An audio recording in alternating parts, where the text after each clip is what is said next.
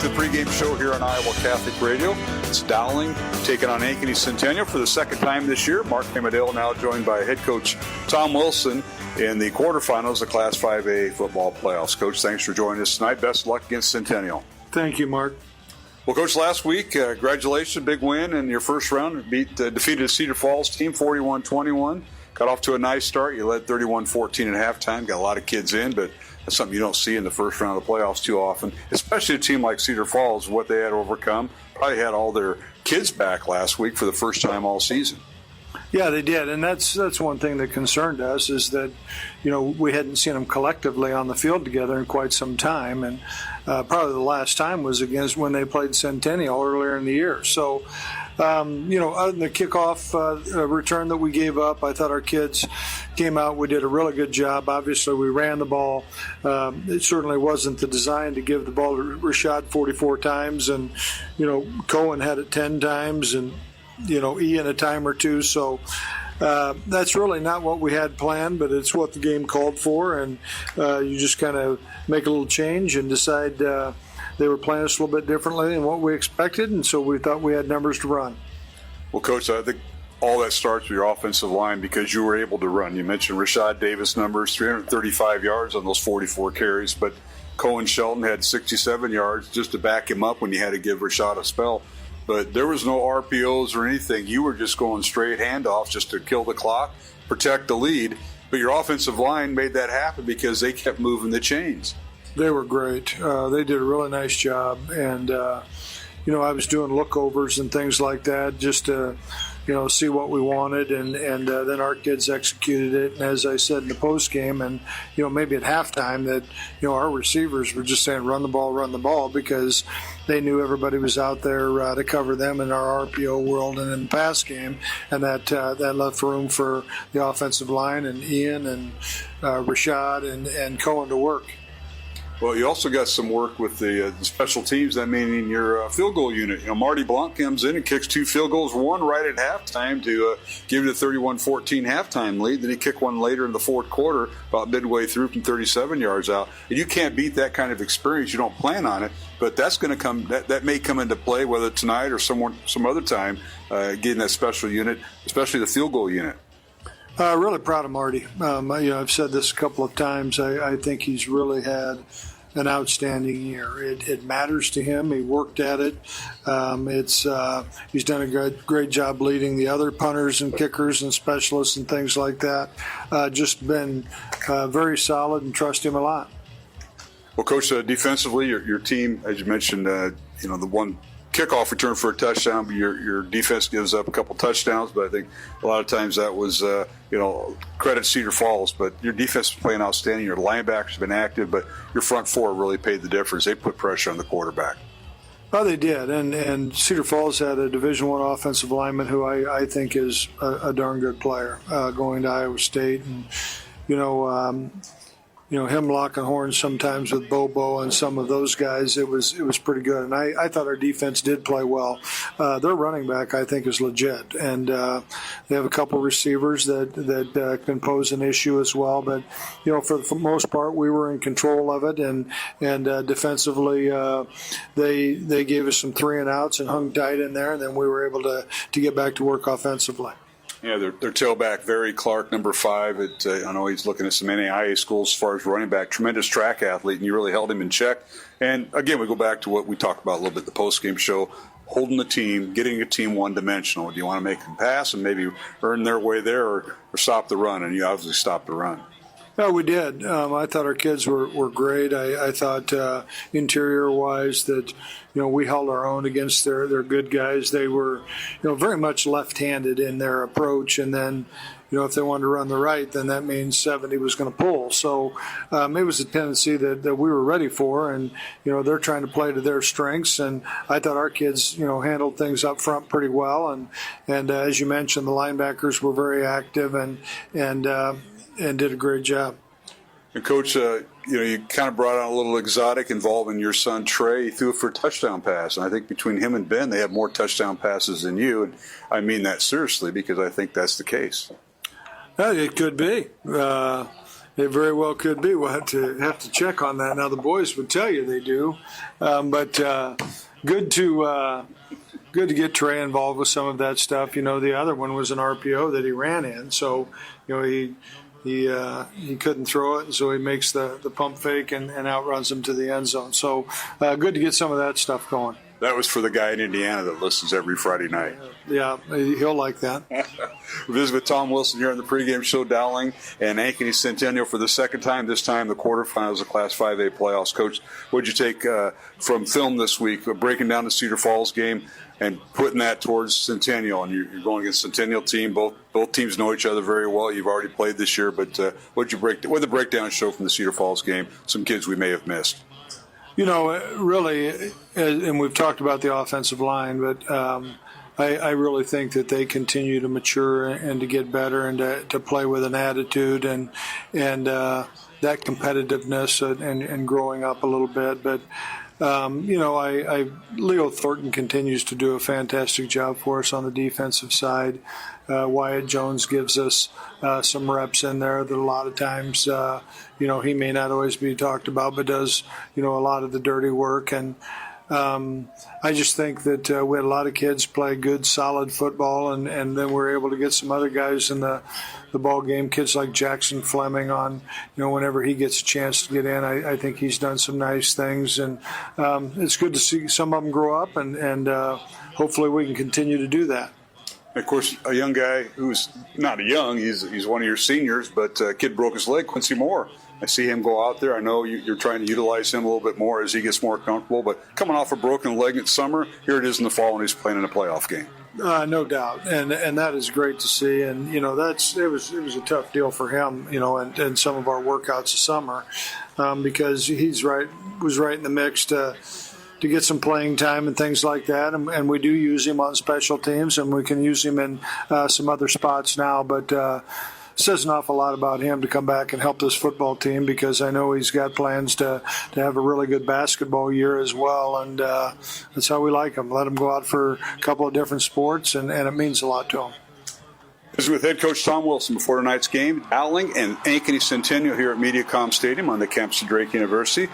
I'll return with Coach Wilson. We'll talk about tonight's matchup, the Ankeny Centennial Jaguars for the second time this season. This is Mark Amadeo, and you're listening to the pregame show on Iowa Catholic Radio.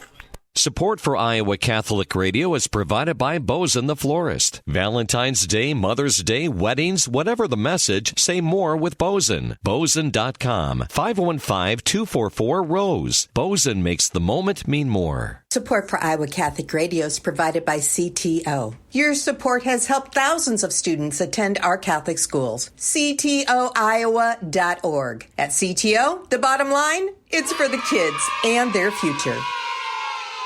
Mercy One is proud to support Iowa Catholic Radio. Mercy One has convenient locations right in your neighborhood. From unexpected illnesses to regular checkups, Mercy One is here for you. Schedule online at mercyone.org. Fast Signs is a custom sign and visual solutions company with an extensive selection of digital signage, interior and exterior signs, banners, and vehicle wraps. Learn more at fastsigns.com. Thank you, Fast Signs in Clive, for your support of Iowa Catholic Radio.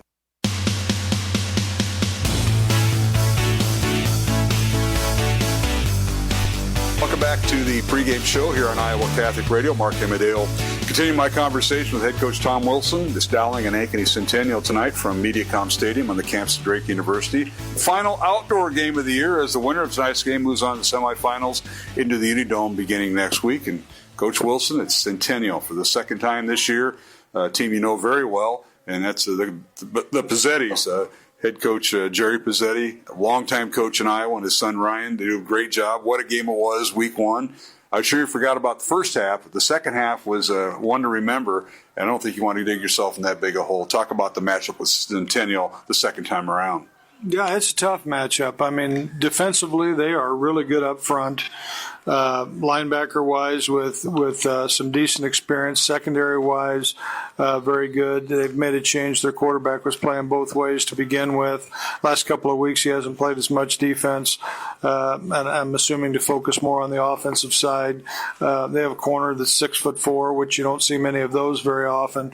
I think they're very, very talented. And then you go to the offensive side, and Jackson had himself a week last week.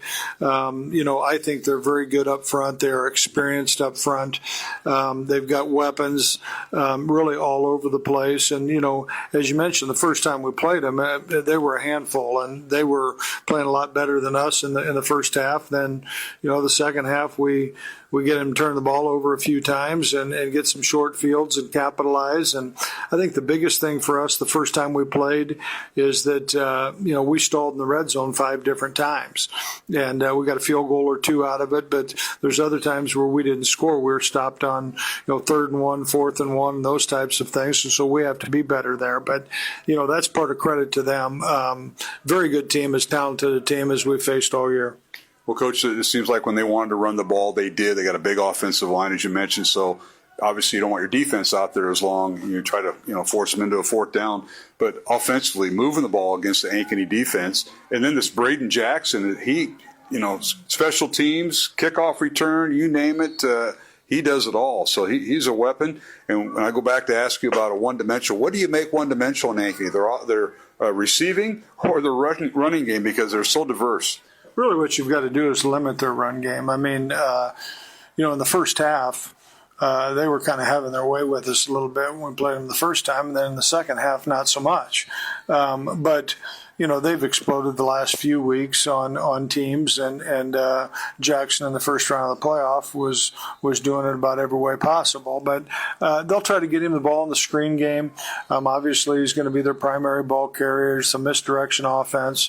They can throw the ball effectively. I think they've done a very good job with that too. So making them one-dimensional is hard, but I think the big thing is get them in predictable situations to where we might be able to dictate what we want to do coverage-wise or front-wise or those types of things and make them earn those first downs.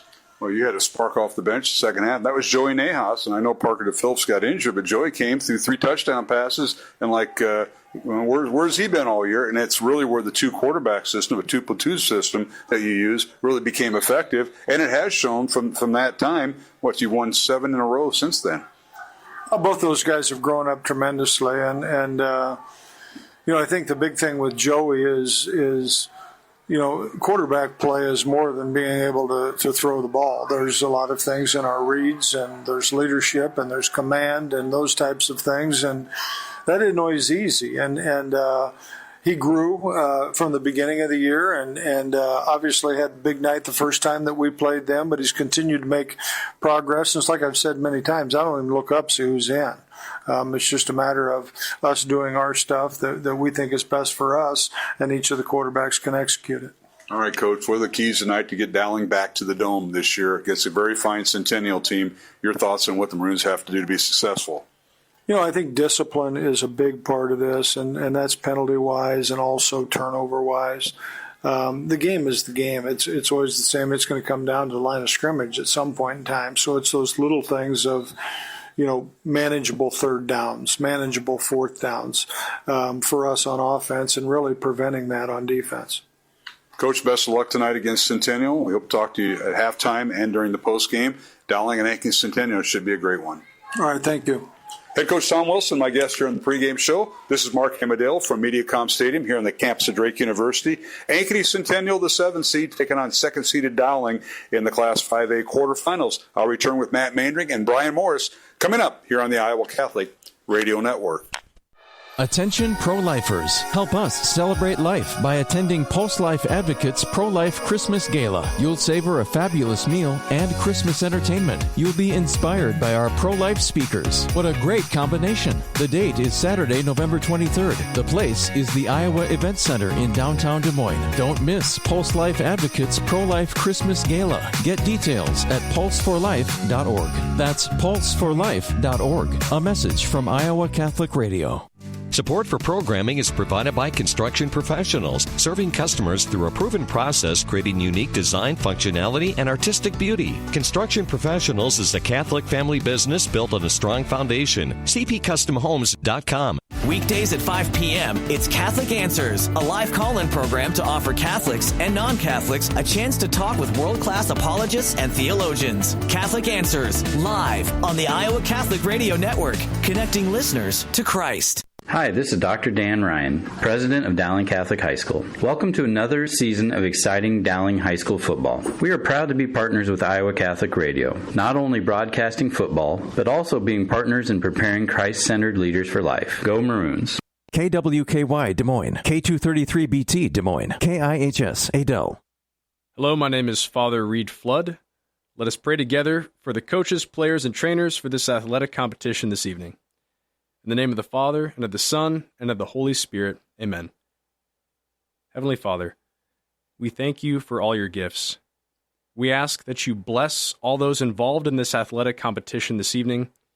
We ask that you keep them safe, and that they show good sportsmanship. We ask this through Christ our Lord. Amen. Saint Sebastian, pray for us.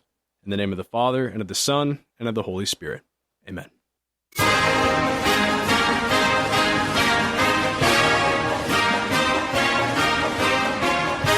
Welcome back to Mediacom Stadium here on the campus of Drake University as we get set for the 5A football playoffs here on Iowa Catholic Radio, and now joined by CISN, Mark Hamadale alongside Matt Maindring. We're up here in the press box along with Brian Morris on the Dowling sideline. And congratulations to Ankeny Centennial and Dowling meeting here in the playoffs. And we're set for kickoff here, Matt Maindring. Ankeny Centennial will kick off, defend the north end zone, wearing their road white uniforms with black pants and helmets. And here's a kick. And we're underway. Rashad Davis at the 5-yard line. Penalty flag down. Rashad across the 30 and still on his feet. And he bounces up near the 40-yard line. But a penalty flag back at the 5-yard line on the return. Yeah, I don't know what's back there. Is there a misalignment or something? It's weird to have a penalty flag back at the 5. There wasn't anybody down there except the receiver. I'm not sure. The referee tonight is going to be involved with the first play from scrimmage, and we'll try to pick up from the field. Brad Bunning is the referee, Jason Higgins the umpire, James Leach the head linesman. They're coming over to talk to Dowling. Gabe Capps the line judge, and Brett Fridley the back judge. They're talking about a re-kick? No. I don't know what they're doing. Yeah, they're calling offsides on Ankeny, and I don't know if Dowling gets a choice. I think they're going to take it right where it's at. No, they're going to make them re-kick it. Okay. Well, I don't know. There you go, Brian Morris. We're in disbelief. And they're putting time back on the clock. So I was watching that, and as soon as the play got kicked off, he dropped the flag. So again, I'm probably not the most smartest guy on kickoffs and legal procedure, but something happened. So they're going to re-kick. And the thing I like, the ball did not go in the end zone. So that gave Rashad Davis a chance to run it back. And he's going to have another shot now, and the thing is, with him especially, that's a long run he just had, but now he's got a lot of field to work with, and it wouldn't be, are they going to squib it? Because he ran that ball all the way back to the 40. So this will be interesting. That certainly is. Well, what a way to start the 5A playoff game with a penalty, and it's on the kicking team of Ankeny Centennial. The Jaguars come in here winning 4 in a row. Their last loss was to Dowling in that spectacular game we did on Iowa Catholic Radio and CISN back on October 4th, just almost a month ago. 41-35, Dowling winning at Valley Stadium in 3 overtimes over Centennial. So we'll redo it again. They'll kick off. Ryan Bendazoo, the senior, kicks it off, and here is Rashad Davis from the 8-yard line. And he comes across the 30, still on his feet, and he's tripped up right at the 33-yard line. That's where the Dowling offense will start. 1st and 10 from their own 33-yard line to set the Dowling offensive lineups. Left tackle to right tackle, the offensive line, Carter Barrett, freshman, number 77. Left guard, Brady Hagan, number 63, sophomore. the captain and senior, kind of the grandpa of the group, is Carter Smith, number 52. The right guard is Cade Krause, number 58, a sophomore, and the right tackle, Josh Miller, a junior. The quarterback, Parker DePhillips, he wears number 9. He's a senior. Joey Nahas will come in, number 16, as they will alternate, a junior. And Rashad Davis in the backfield. Rashad gets a handoff right side, looking for a seam, and he pushes his way across the 35 up near the 37-yard line for a nice gain on first down, bring up second down and 7. Receivers for Dowling, Jack Barrett, number 6, a senior. Sam Drexler, a junior, number 3, a junior, and Trey Wilson, a senior, number 15, along with Jake Skowell, number 1. When the Maroons use a tight end, it's number 8. He does all the dirty work, and that is Jacob Peterson, a senior there, Matt. Yeah, nice run on first down. I think Dowling's got to be happy with that. But that offensive line got a great push against the defensive line of Centennial and got 5 yards out with a shot, and that's a good sign for that offensive front. So it brings up second down and 5. Handoff for Rashad Davis right over center. He's hit, spins out of a tackle, and bowls his way across the 40 up near the 41-yard line. And it'll bring up third down and about 2 for the Maroons. Otis Ham-Basic had him at the line of scrimmage and hit him, and Rashad spun out of it and was able to push forward and get 3 yards on the play. So it makes it a 3rd and 2. Yeah, 3rd and 2. Big play call here. You pass, run, they come out in heavy set.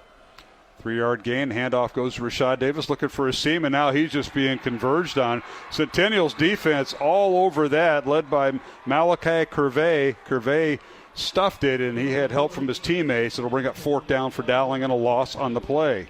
That's where Rashad's patience cost him a little bit right there, because he was a little too patient behind that line waiting for it to develop. When you get those 2-yard, you need those 2-yard things. You got to hit the hole right now and explode through there.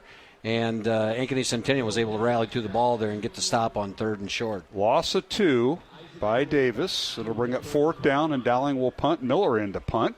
Stands at his own 25, gets it away. Spirally kick. Fair catch signal for by Centennial at their own 30-yard line. So Ankeny Centennial's offense will be out there for the first time. Let's introduce them to our listening audience and viewing audience tonight as we have the game on CISN. The quarterback for Centennial is Chase Kluver, a 6'1", 190-pound senior. In the backfield, Braden Jackson, 5'11", 185-pound senior. He'll wear number 1.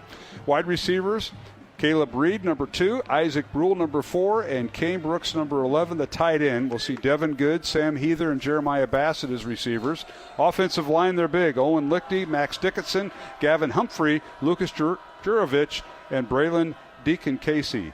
Now back to throw is Kluver on first down. Fires downfield, got a man open behind the Dowling receivers. That's Caleb Reed. First downs, Ankeny from their own 31-yard line. And they go all the way inside the 30 of Dowling.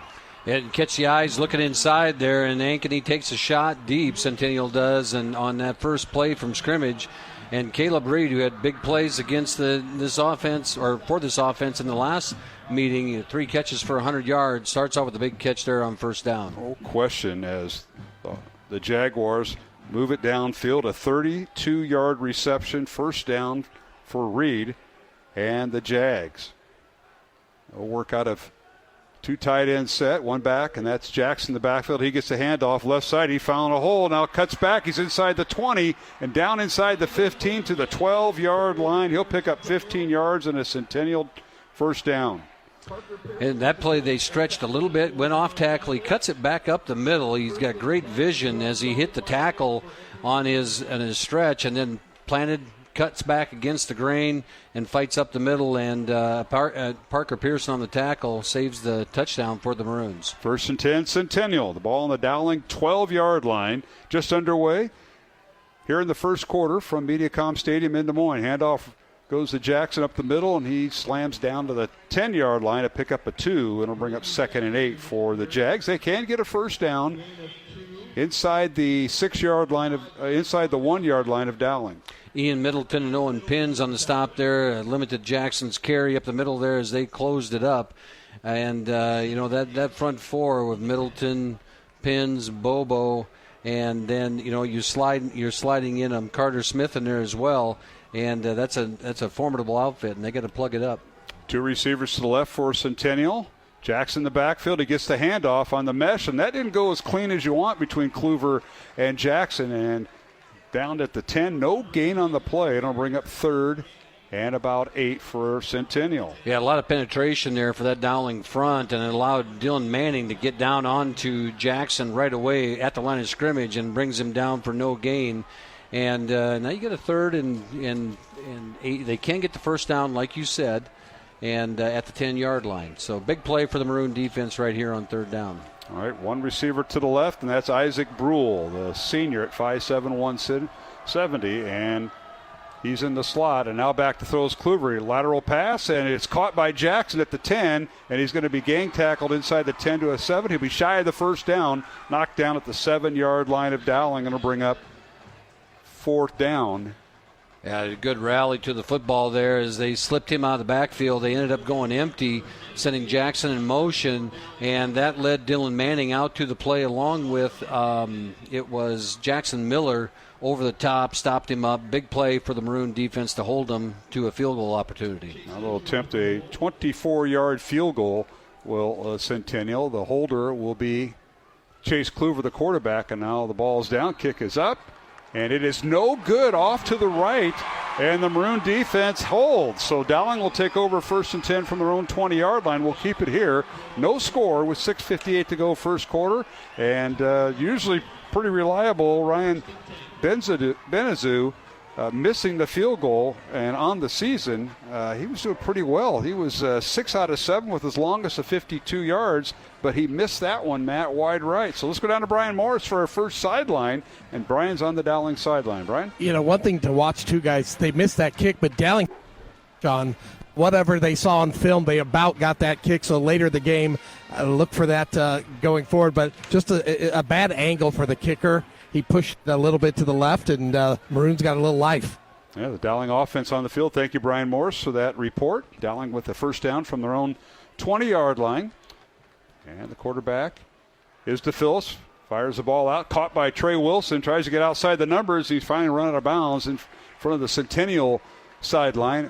Outside the 25, maybe the 26 for a gain of 6. He was able to shake one tackle, and DePhillips threw a rope out there to him, and that's a tough throw on that quick stretch play because you're faking that handoff. You're zipping it out there. You don't have much time. Trey breaks one tackle, gets to the edge, gets a nice pickup on first down.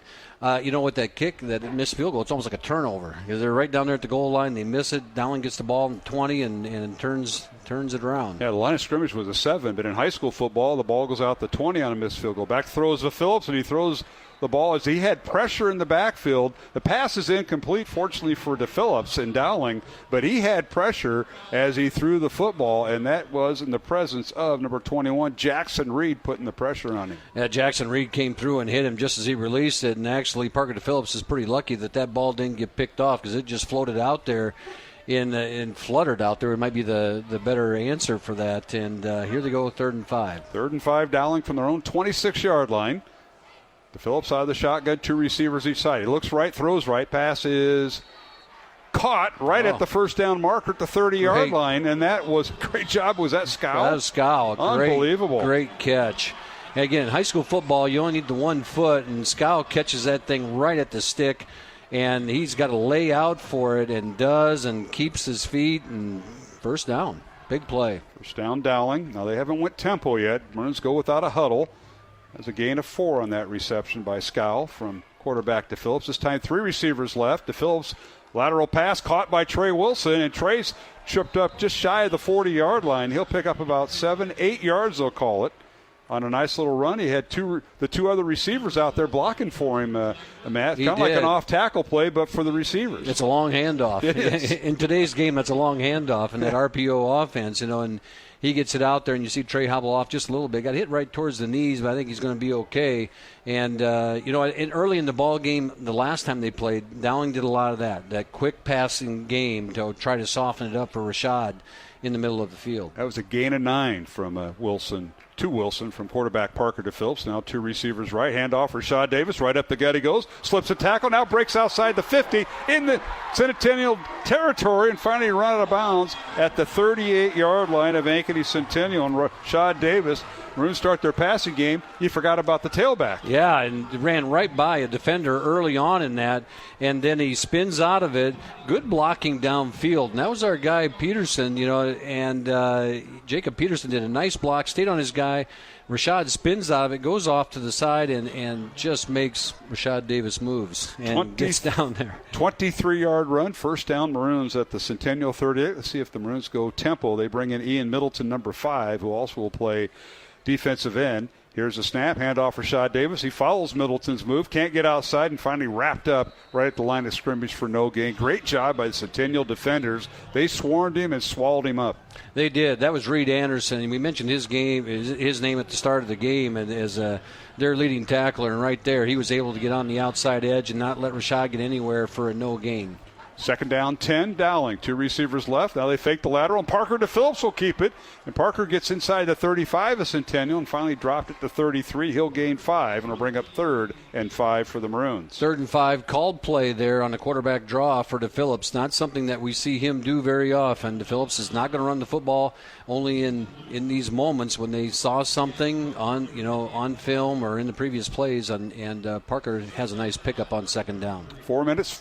45 seconds remaining. First quarter, no score. Dowling and Ankeny Centennial here on Iowa Catholic Radio and CISN. Back to throw is DePhillips. Fakes once, now pumps once. The pass is intercepted. Picked off by Cale Woods, and he's across the 50-yard line and finally brought down by DePhillips at the 37-yard line of Dowling. So the Maroons with an interception, and what a well-done job on defense by Cale Woods. Watch the replay. Yeah, you see Parker Phillips, he wanted something earlier, then checked back, didn't see that Ankeny had slipped up on Trey Wilson. They know that he likes to go on Trey on those quick passing plays, and he slipped up in there, and he threw it right to him in the end, and Parker Phillips makes up for making the tackle, limiting the return to the 37. And for DePhillips, that is just his 3rd interception of the year to go with 8 touchdowns.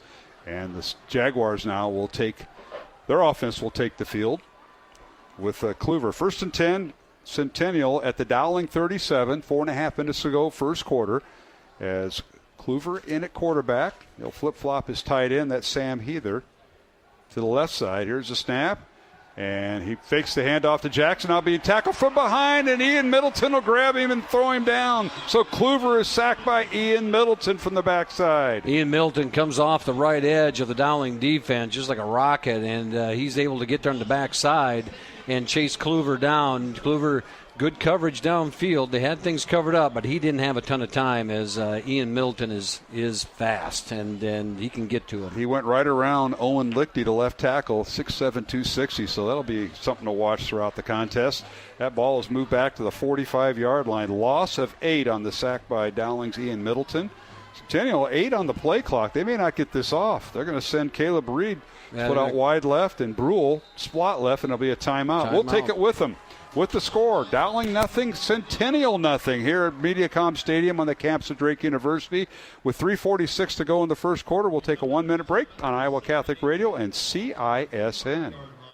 Did you know you have a choice in your child's education? Smaller class sizes, dedicated teachers, a sense of community, and a caring learning environment.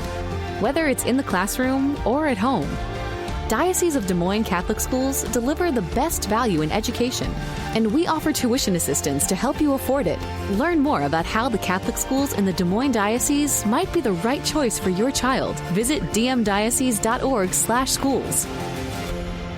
Support for Iowa Catholic Radio is provided by Dental Associates, addressing your smile needs and dreams. 515-225-6742. Des Moines-DentalAssociates.com. Thank you, Dental Associates, for your support of Iowa Catholic Radio. Iowa Catholic Radio, connecting listeners to Christ every day with people like you.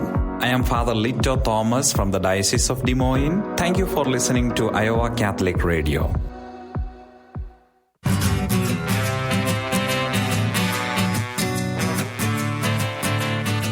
All right, back at MediaCom Stadium. 2nd and 18, handoff goes to Jackson, and Braden trying to get outside the numbers, and he's finally wrestled down, going from the Dowling 45 down to the Maroon 42, a gain of 3, and it'll bring up 3rd down and 15 here Matt Maindring for the Centennial Jaguars. And we talked about, before the game, if they were able to stretch Braden Jackson out, they were able to have more success. And right there, they strung him to the sideline. Ian Milton did a great job. He broke off the tackle early, or broke off his block early, couldn't get to him, but chased him down from behind, and that's a hustle play by Ian Middleton to make this a 3rd and 15. Jaguars had to burn a timeout. They have 2 remaining in this first half. No score, Dowling and Centennial. Back to throw, Kluver out of the shotgun. Now wants out of the pocket. He's going to be hit and dropped. The Maroons get him, and that is Ryan Bobo with the sack. They're going to give him a yard gain to the 41, so technically not a sack, but a tackle. Great play by Bobo as he was able to get loose. Kluver steps up in the pocket as the pocket started to collapse. He leaks out to the right side of the offense, and Bobo is there and released off his blocker, chased him down, big sack, turned the ball over. And Brian Morris, you talked about this gentleman, Isaiah Bassett, going from defensive lineman to punter for Centennial. He'll get his first punt here. I'd like to see him put it in the end zone here, guys. There's a good snap, high kick. And the Maroons are going to let it bounce, and it bounces at the 15, takes a Dowling bounce up towards the 20, and it'll be down there. So Maroons catch a break there. High punt by that young man Bassett, but no return. And Dowling, they stemmed the tide here, Matt. The interception by Woods of Centennial, and the Dowling defense holds, and that was a big possession for the Maroons on defense. It was, and that's Dowling has now dodged 2 things offensively. They gave up the big play on offense and allowed Ankeny to get down in there, and then stopped that one with the missed field goal. Stopped this one, had him turn it over on downs, and the offense is back on the field, and now you have Joey Nahas at the helm. Joey Nahas, junior quarterback. The Maroons rotate their quarterbacks every 2 series. Nahas, handoff goes to Rashad Davis, makes a move at the 20 and spun around up to the 25. He'll gain 5 yards on the play. Let's introduce the Ankeny Centennial defense. Talk a little bit about them. Defense up front, the front 4, Malachi Curvey, a senior, Houston Luce, a junior, Isaiah Bassett, the punter, and also defensive lineman, leads the team in sacks. He's a senior, and the other defensive tackle, Mitch Ryder, 6-foot senior. Linebackers, Carlos Blunt, Reed Anderson, Otis Hambasic. Cornerbacks, Cale Woods and Jackson Reed, and Isaac Brule and Del Wiesack are the safeties. A handoff, Rashad Davis again. Pulls his way, can't quite get to the 30-yard line. He'll get up to the 28, and they'll stop him there. Gain of 3. It'll be 3rd and 2 for the Maroons. A little bit of a crease there, and Rashad saw it, and he got tripped up kind of by his own player as he was hustling through there. And that offensive line's making, Rashad's getting 3 to 5 yards a carry. And offensively, you like that as they're able to pound the ball at him a little bit as this first quarter quickly winds down. Final 69 seconds of the first quarter. Carter Barrett, Brady Hagan, Carter Smith, Cade Krause, and Josh Miller. Left tackle to right tackle for Dowling. Jacob Peterson, the tight end. Handoff goes to Rashad Davis. Gets the first down across the 30 up near the 32. Gain of 4. And a big run there by Rashad Davis. A strong push from that right side of the line. Josh Miller and Cade Krause created a hole for him, and I believe that was Jacob Peterson. They went to the strong side of the formation there and were able to get the first down. Nice run by Rashad. Moves the chains. Tonight's game on Iowa Catholic Radio brought to you in part by Ashworth Vision Clinic, Blessman International. Our thanks to Bozen the Florist and Construction Professionals. Mark Amadale alongside Matt Maindring. Brian Morris on the Dowling sideline. Maroons now overload 3 receivers to right. Back to throw. Nahas fires it out. Pass is caught. Scow with it. Crosses the 40. He'll be shy of the first down. Well, he'll be right at the first down, and they're going to give it to him at the 42. Yeah, the officials signaling move the chains, and Scow ran that one right to the spot. And Nahas, kind of a dangerous throw because the defender was right there, but the defender had his eyes to the outside. Nahas comes back across the middle and hits Scow perfectly for a 10-yard gain. Jake Scow wearing number 1, 6 foot, 180-pound senior. 6 touchdowns on the season for Dowling. The Maroons now put Jacob Peterson at tight end to the right, 2 receivers left. Dowling going right to left, south to north here, wearing their home maroon uniforms with white pants, and a timeout called on the field. No, it's the quarter. It's the end of the quarter, excuse me. So we are at the end of the first quarter with the score. Dowling nothing and Ankeny Centennial nothing. We'll take a 1-minute break. Be back for the second quarter. You're listening and watching the 5A football playoffs here on Iowa Catholic Radio and CISN. American Heritage Girls is a Christ-centered character and leadership development program for girls ages 5 to 18. AHG works to build women of integrity through service to God, family, community, and country. Girls earn badges, participate in service projects, and develop valuable leadership skills, all while forming friendships that will last a lifetime. Faith, service, fun. Visit AmericanHeritageGirls.org to find a troop near you. Mercy One is proud to support Iowa Catholic Radio. Mercy One helps you live your best life. Find personalized care for you and your loved ones at mercyone.org. It's time to man up. Mondays at 9 a.m. Central. Man Up with Joe Stopulos on Iowa Catholic Radio and on demand on the Iowa Catholic Radio app. This is Iowa Catholic Radio, connecting listeners to Christ.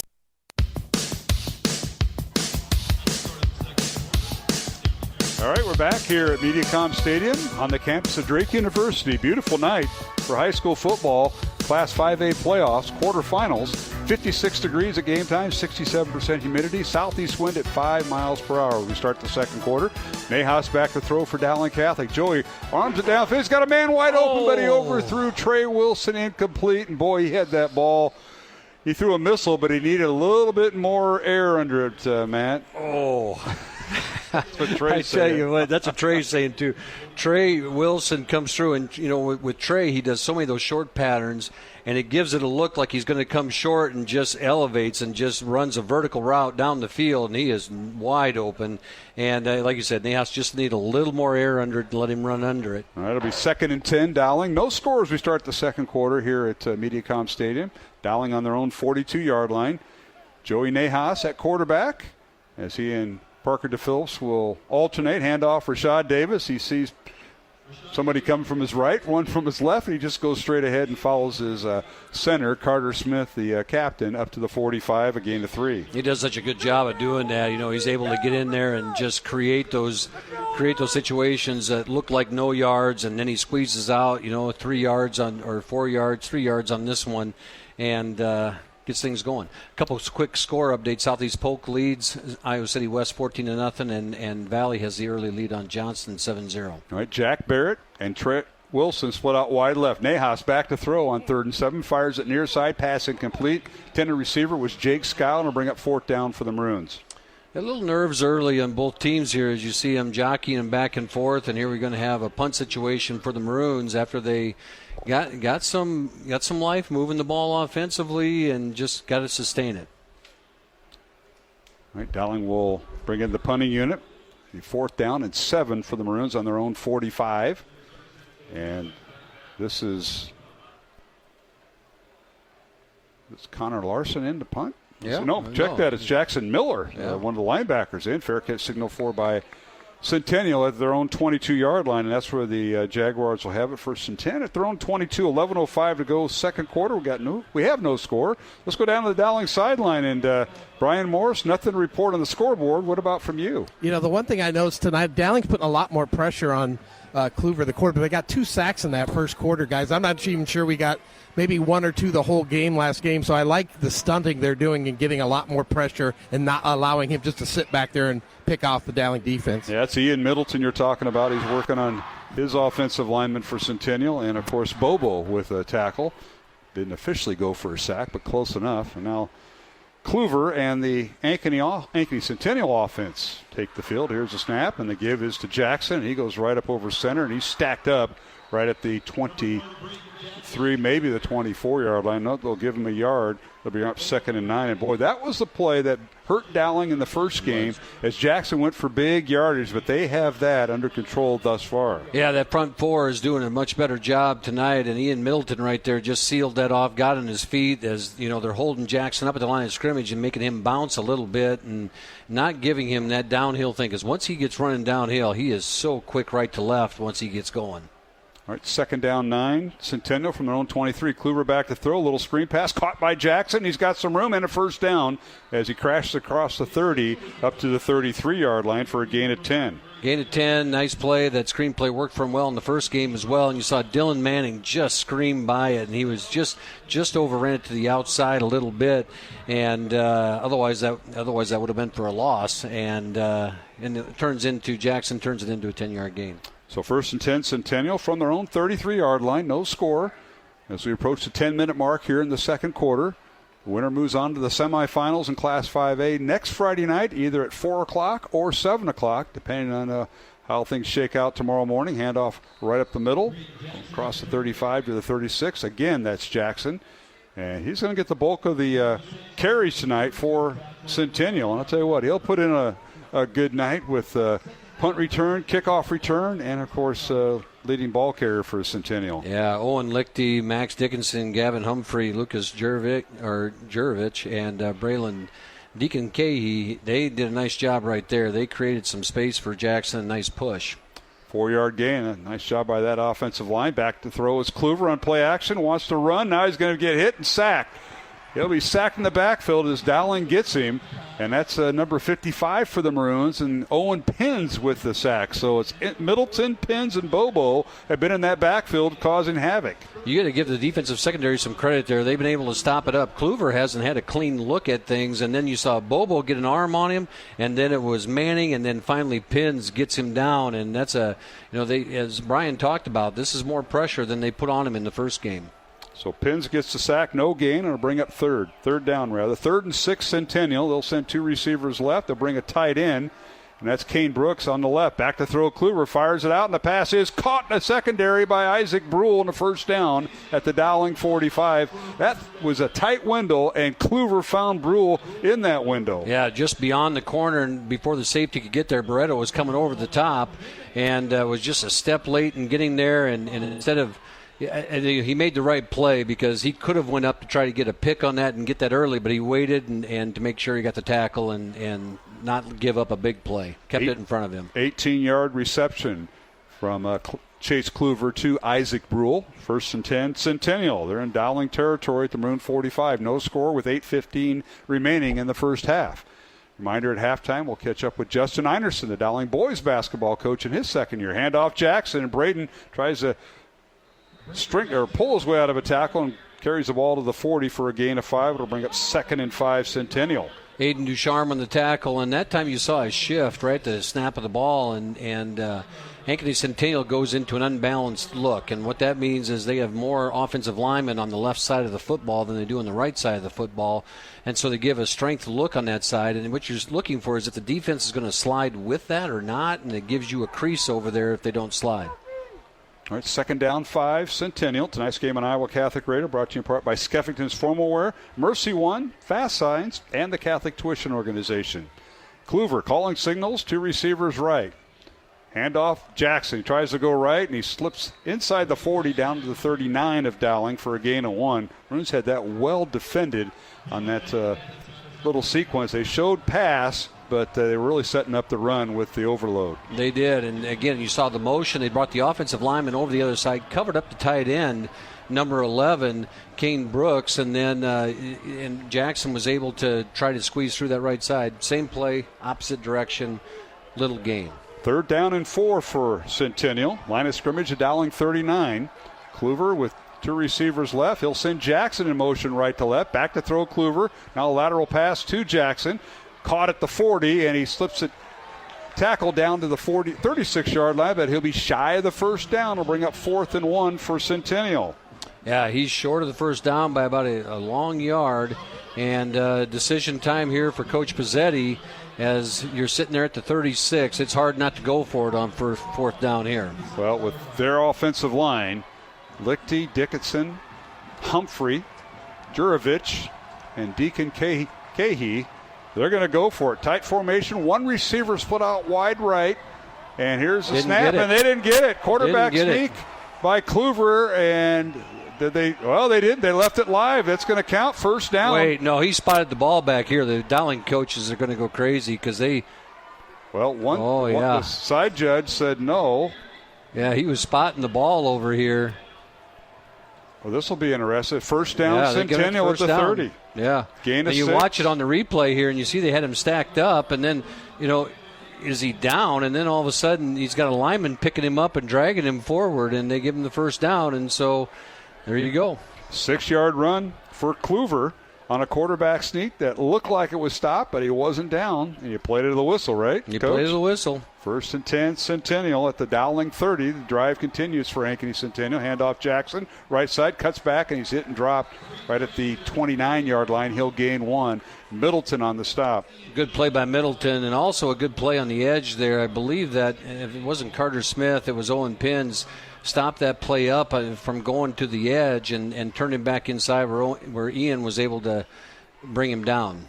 This will be the 11th play of this Centennial drive that started back at their own 22-yard line at the 11-minute mark. So they've had the ball 6 minutes now here in the second quarter. No score, Dowling and Centennial. Jaguars with a 2nd and 8 from the 28 of Dowling. Kluver out of the shotgun, sends Jackson in motion. Back to throw Kluver. Lateral pass is tipped at the line of scrimmage. Incomplete. Intended receiver was Jackson on almost the same play they ran earlier. It is, Mark, and they're trying to get Jackson out in the flare right there, but I think that was Ian Middleton got a hand on the football and was able to deflect it and bring it down. And so big play there, makes a 3rd and long. 3rd down and 8 for Centennial. Clock stopped at 4:47 to go here in the first half. And we get the replay here, and we'll see who gets. Yeah, Ian Middleton was able to get up there and get a hand on it. Jaguars break the huddle. They'll send Caleb Reed, receiver, to the right of the formation, top of your screen if you're watching on CISN, number 2, and we got a timeout on the field. Timeout called. We'll take it with him. 4:47 to go here in the second quarter. No score. Dowling and Ankeny Centennial. The Class 5A football playoffs continue here on Iowa Catholic Radio and CISN. Faith Check with Greg Ewell on the Iowa Catholic Radio Network. Welcome to Faith Check. We can't earn God's love. That's about as foolish as a kid down the street trying to earn his way into my family by mowing my lawn each week. To be reborn in Christ is to be adopted as God's son or daughter. It's a gift that could never be purchased or earned.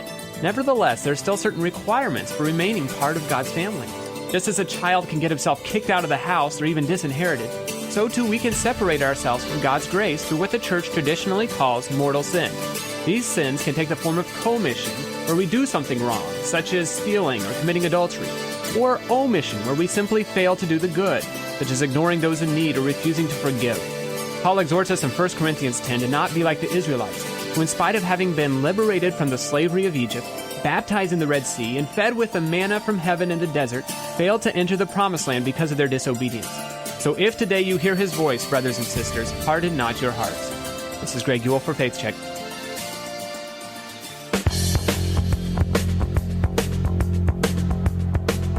All right, 3rd and 8 for Centennial. Kluver in the pocket, and he tried to hit a receiver over the middle. Incomplete. Sam Heather, the intended receiver, and a late flag goes down. And so does Heather, Matt.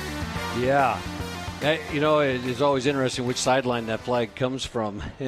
And he's coming across the middle, Dylan Manning right in his hip pocket as he comes across, and they're going to say it was a hold on Manning, I believe, because he crosses in front of him. We're just going to miss it off tape. And Dylan Manning actually went down. The Ankeny receiver did not, but that'll be a 15-yard penalty against the Maroons. And a first down for Centennial. They keep the drive alive off an incomplete pass. Would have been 4th and 8. And as they mark the penalty off, it'll be 1st and 10. Centennial inside the 15 at the Dowling 14. So tough break there for the Maroons. But defense has been out there almost 7 minutes here because this drive started back at the 11-minute mark of the second quarter. 1st and 10, Centennial at the Dowling 14. This will be the 12th play of the drive. Kluver at quarterback has went the distance. Chase now went in the handoff. He gives it to Jackson, and he finds a little seam over the right side. He's finally slammed down at the 5-yard line. Gain of 9 will bring up 2nd and 1 for the Jags. Yeah, just short of the first down. And yes, just short of the first down. So nice run off tackle on the right side. And Braden Jackson's come up a little slow, and he gets back into the huddle here as this Centennial offense has grounded out here against the Dowling defense. 4:10 left to go here in the first half. Dowling has all 3 of their timeouts remaining. Centennial 1. No score, and Centennial with a 2nd and 1. Kluver out of the shotgun. To give is to Jackson, and he's hit, dropped by Middleton in the backfield. He'll lose 5 yards back to the 5-yard line. Yeah. Wow. Ian Middleton shot out of his stance and saw Braden Jackson coming at him and gets him in the backfield for a TFL, that tackle for loss. And big play for the Dowling defense, backing him up, so now make it 3rd and 5. So Jackson will lose 5. We see the replay on CISN, and boy, he beat his man at the line of scrimmage. Forward progress was the 9, so actually a loss of 4 statistically. But it'll bring up 3rd and 5 for Centennial at the Dowling 9. No score, first half. The winner advances to the semifinals next Friday at the Unidome in Cedar Falls in Class 5A. Kluver back to throw, pumps it to Jackson, fires in the end zone. Pass is incomplete. The intended receiver that time was Isaac Brule, running a post pattern from the left side. So now you got 4th down, and let's see if they bring in the kicking team. We're going to give it another shot here and try to get 3 points on the board, it looks like.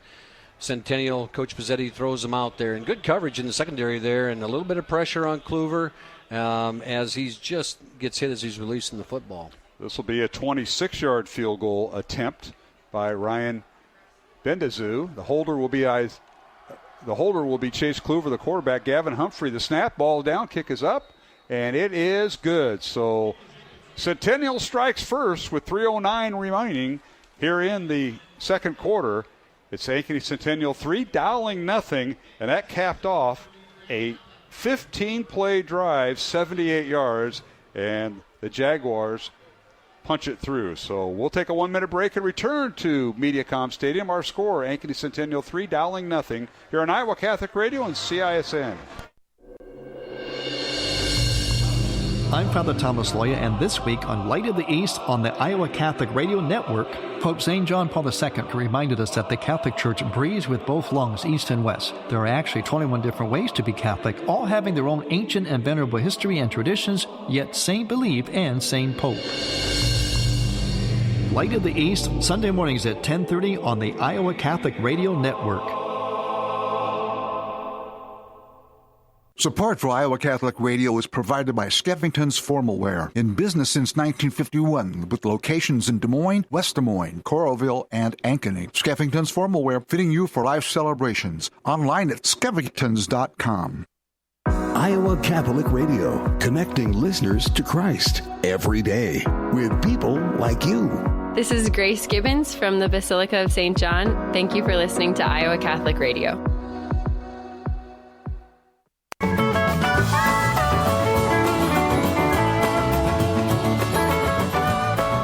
Here's the kickoff by Centennial, picked up by Dowling Catholic. And on the return, that's Sam Drexler down the near sideline, tripped up at the 45-yard line. So nice return by Sam. No penalty marker down. And Dowling will have it 1st and 10. And you're laughing at that, Matt, because that's how the game started. Yeah, it is. And Drexler has been snake bitten by that all year long. He gets a nice return, and there always seems to be a flag on the field behind him. But right here, gets a nice block from Rashad, and then runs up that sideline and nice field position for the Maroons. Let's listen to our sideline guy. Let's go down to Brian Morris. The Maroons, I'll tell you what, that was a long drive by Centennial, Brian. 15 plays, 78 yards. That drive took 8.5 minutes, 3-0. Yeah, Dowling's defense did yeoman's work on that drive for sure, guys. They were out there quite a while. Now see if the offense can get something going.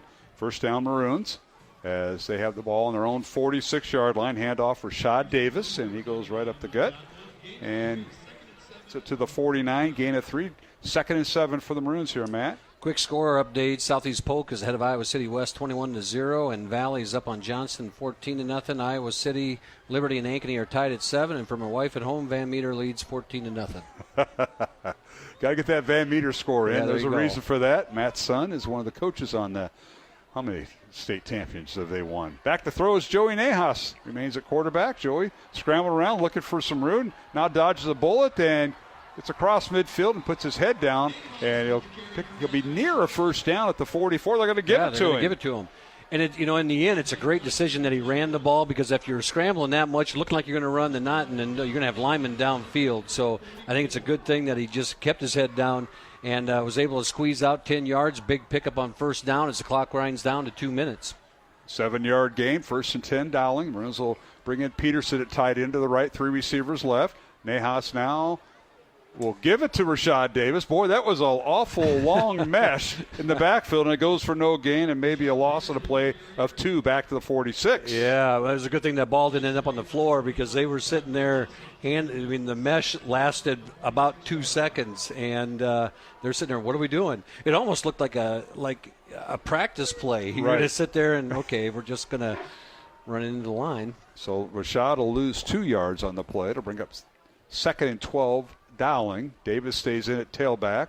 Joey Nahas, the junior, at quarterback. He and Parker DePhillips will alternate. Now they'll move Scow to the left side with Trey Wilson split out wide left the formation. And Peterson, Jake Peterson, the tight end to the right. Here's a snap. Pistol formation. Handoff for Rashad Davis. They want to go up down to the 40-yard line. They follow the left guard and tackle for Dowling, and that was behind Brady Hagan and Carter Smith. And they squeeze in. You get some decent yards running the ball. You got 54 seconds with the clock running, and they're going to push it up now a little bit in tempo. You got 3 timeouts, so you have plenty of time, and you're trying to get down there in field goal position. Line of scrimmage is the 41. Give Davis a gain of 5. Here's the snap. Nahas back to throw. Now blitz is on, and Nahas is down. The Maroons have to burn a timeout here with 33 seconds, maybe. Well, the clock continues to run. Yeah, they might just let it run out. You're trying to figure out, or take a timeout and take a shot deep. Yeah, 4th and 7 for the Maroons, and they may let this go all the way down. And play clock hasn't even started. This may end the half unless Ankeny Centennial wants to burn their final timeout and force Dowling to punt. I think you're going to see a timeout and take a shot. And a timeout, Centennial.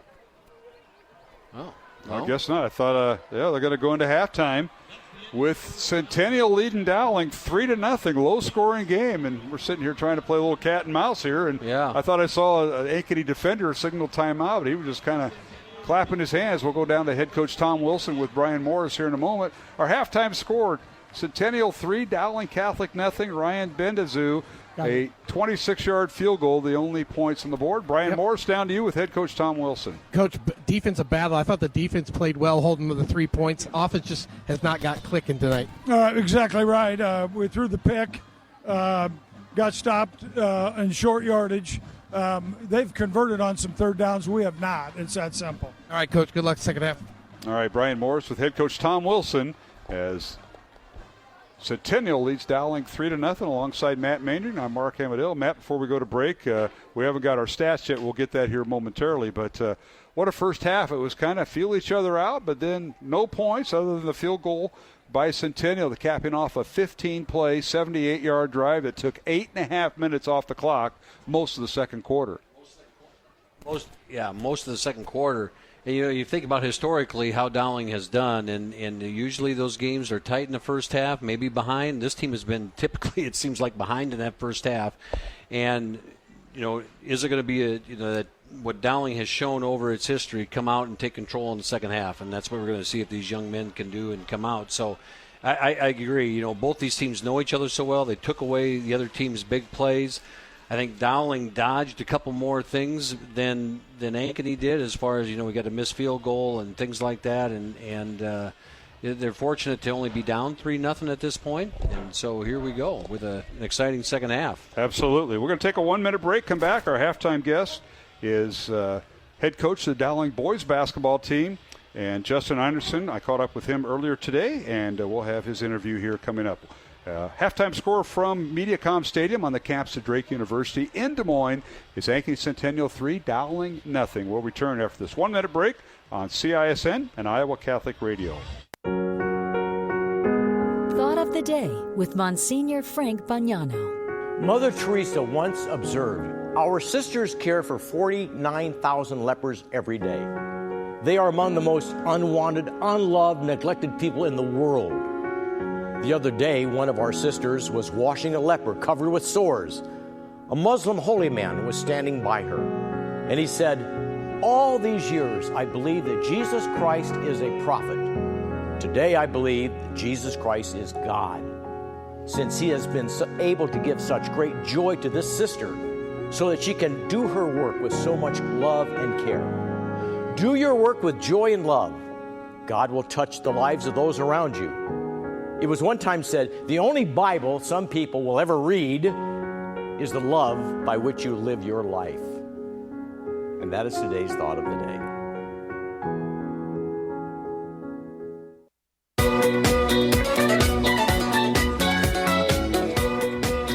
Welcome back to Mediacom Stadium here on the campus of Drake University in Des Moines. Mark Amadale, Matt Mandering, Brian Morris, halftime. Ankeny Centennial leading 3-0 over Dowling Catholic. And earlier I caught up with head coach of the Dowling boys basketball team, Justin Einerson, in his second year at Dowling, and talking about the upcoming basketball season on the boys' side. And here's a conversation I had with Coach Einerson earlier. Mark Amadale with head coach Justin Einerson here at halftime, as Coach Einerson starting his second year at Dowling Catholic as the boys basketball coach. And Coach, thanks for coming on tonight, halftime of our game, and previewing the Dowling boys program this year. Oh, we're excited about it. Tough to follow this football team with what they're accomplishing this year, but we'll do our best. Well, Coach Einerson, year 2 at Dowling, and last year you finished 12-12. It's the first year the Maroons had a 500 record in quite some time, but you're building the culture, I know, the foundation, and it showed last year. You graduate 10 players. I think you have 1 starter back, so a very inexperienced team, but one that's hungry. Yeah, and they had a really successful year wherever they were last year. We had a really successful sophomore team. We had a JV team because we had so many juniors that weren't going to get those minutes at the varsity level yet, and they were undefeated. So they saw success. It just wasn't on the varsity floor. So, yes, we're inexperienced, but I have a lot of faith in our team mentality, our overall toughness mentality, and our skill level right now. Well, last year, as we talked about, 4 seniors that graduate, they're all playing at the next level and doing very well. You look at Joey Capola up at Dubuque, Joe Broderick, Ryan Kleppe, Riddick Metten, to name 4, and then some reserves. So a group of 10 seniors that are going to be missed, their experience especially, but now you have a new group coming through. But talk about those seniors that have graduated. Oh, they were incredible. I mean, my relationship, or the relationships that I built with them in about 9 months was really special to me and my family, and there's still guys that I talk to quite a bit. So I'm excited for them and everything they have going on. I mean, even Jackson Trine, who didn't play much as a senior, is getting his teeth cut in coaching. He's at a junior college in Kansas right now, and he's doing all kinds of coaching-related things already. So I expect him to hire me at the Division I level someday when he's the head coach. But just a really great group from top to bottom, on the floor, off the floor, and I really think they laid the foundation for what we're about to accomplish. Well, this new group that you have this year, inexperienced group, led by Maddox Capola, who got a lot of playing time, I think after Christmas, he was really into your mix. You kind of trusted him to be in your lineup a lot when he was healthy.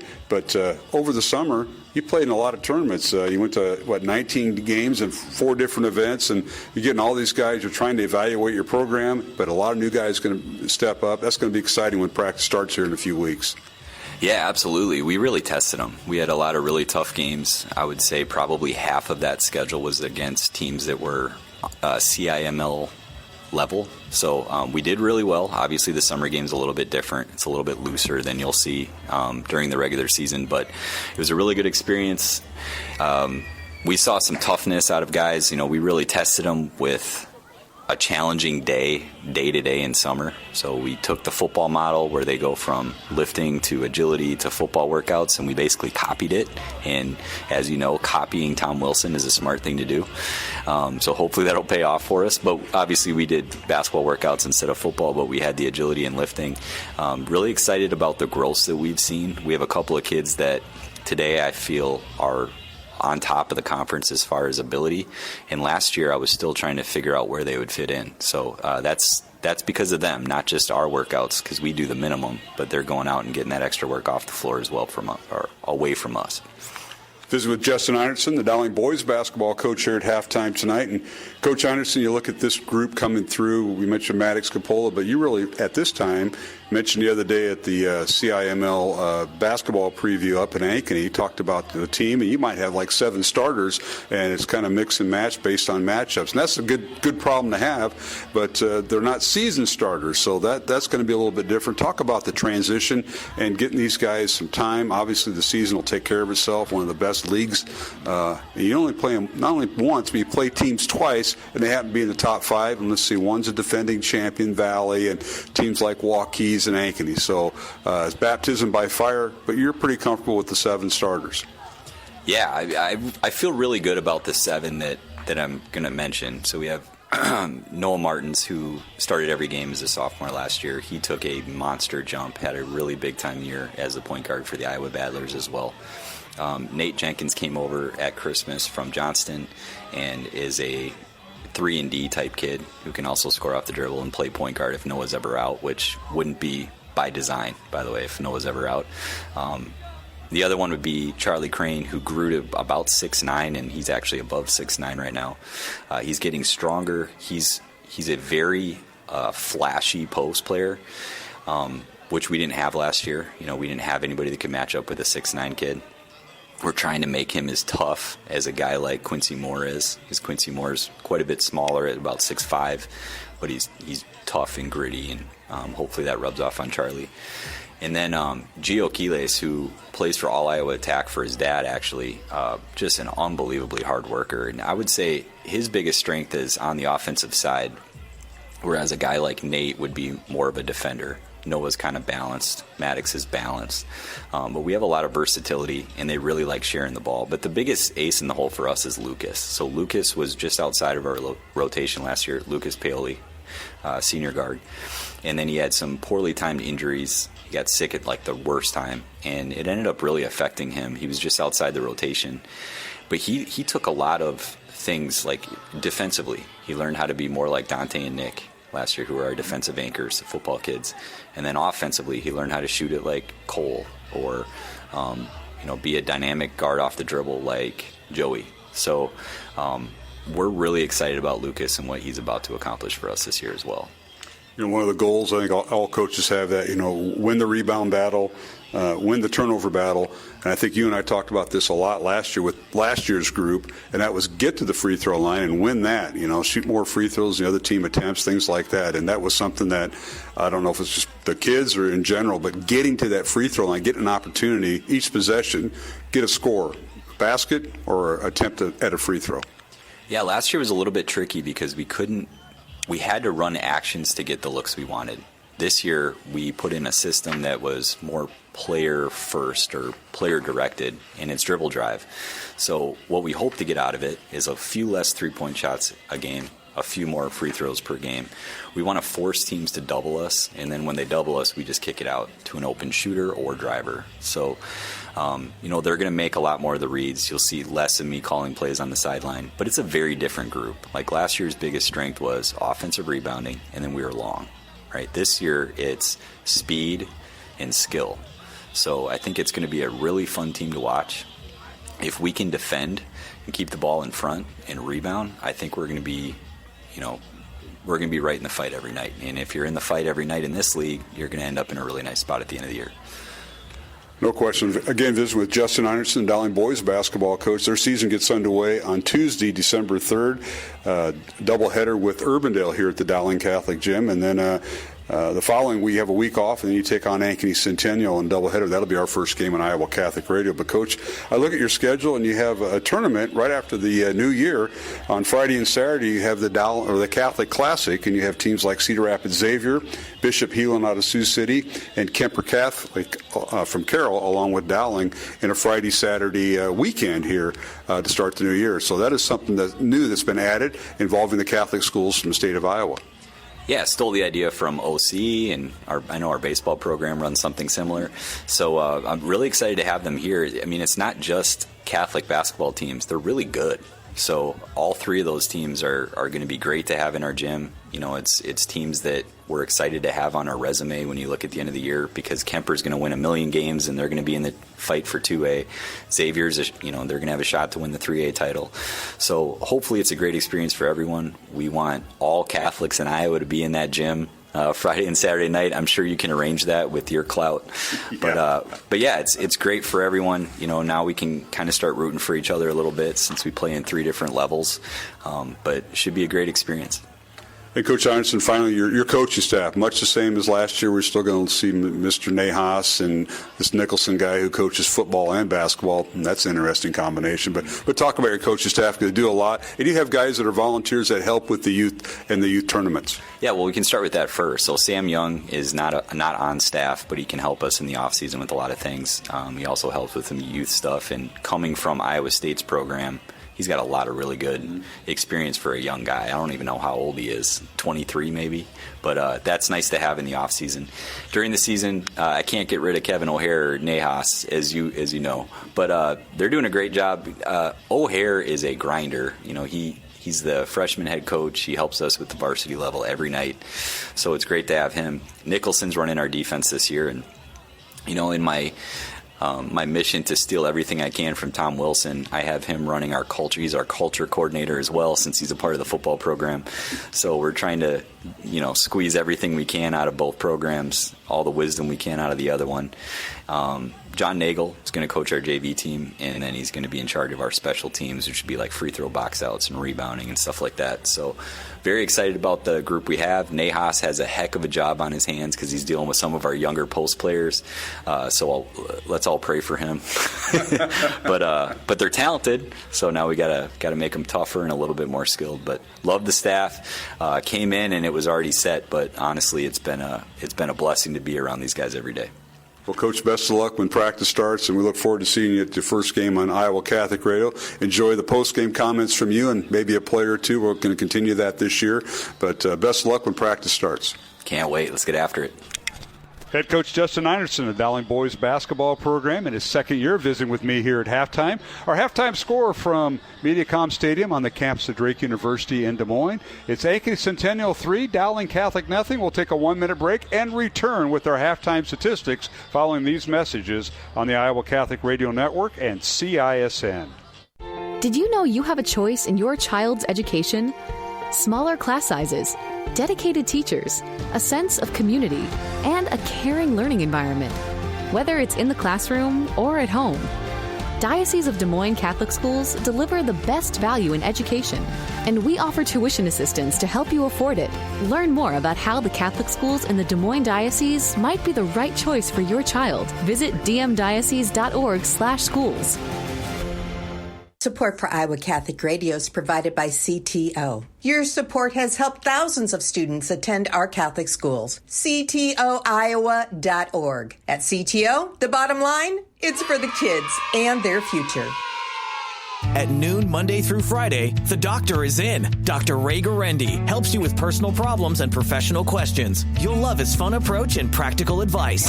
The doctor is in on the Iowa Catholic Radio Network, connecting listeners to Christ.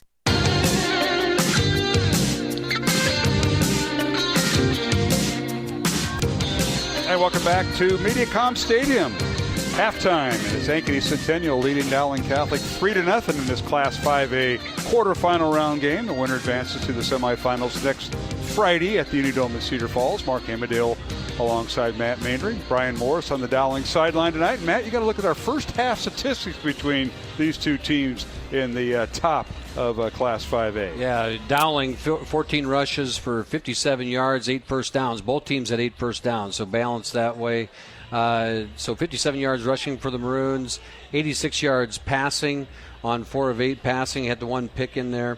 And then for Ankeny Centennial, 14 rushes, 36 yards, 5 of 7 passing for 113 yards. For 77 yards, for a total of 113 yards. So they outgained the Maroons 113 to 86. Just the one turnover for the Maroons in the game. And then Rashad Davis was... Let me get this turned around here. It's always a little bit hard on this phone once in a while. Brian, you got to see it. He's fighting his phone. Yeah, I am. I'm losing. And so Joey Nahas, one of 3, and yes. One of 3 so let me get this right now. Rashad Davis, 12 rushes, 50 yards. Joey Nahas, 1 rush, 7 yards. Parker DePhillips, 1 rush, 5 yards. Braden Jackson for the Centennial, 11 rushes, 37 yards. And then the two catches for Jacob Scow for 16 yards.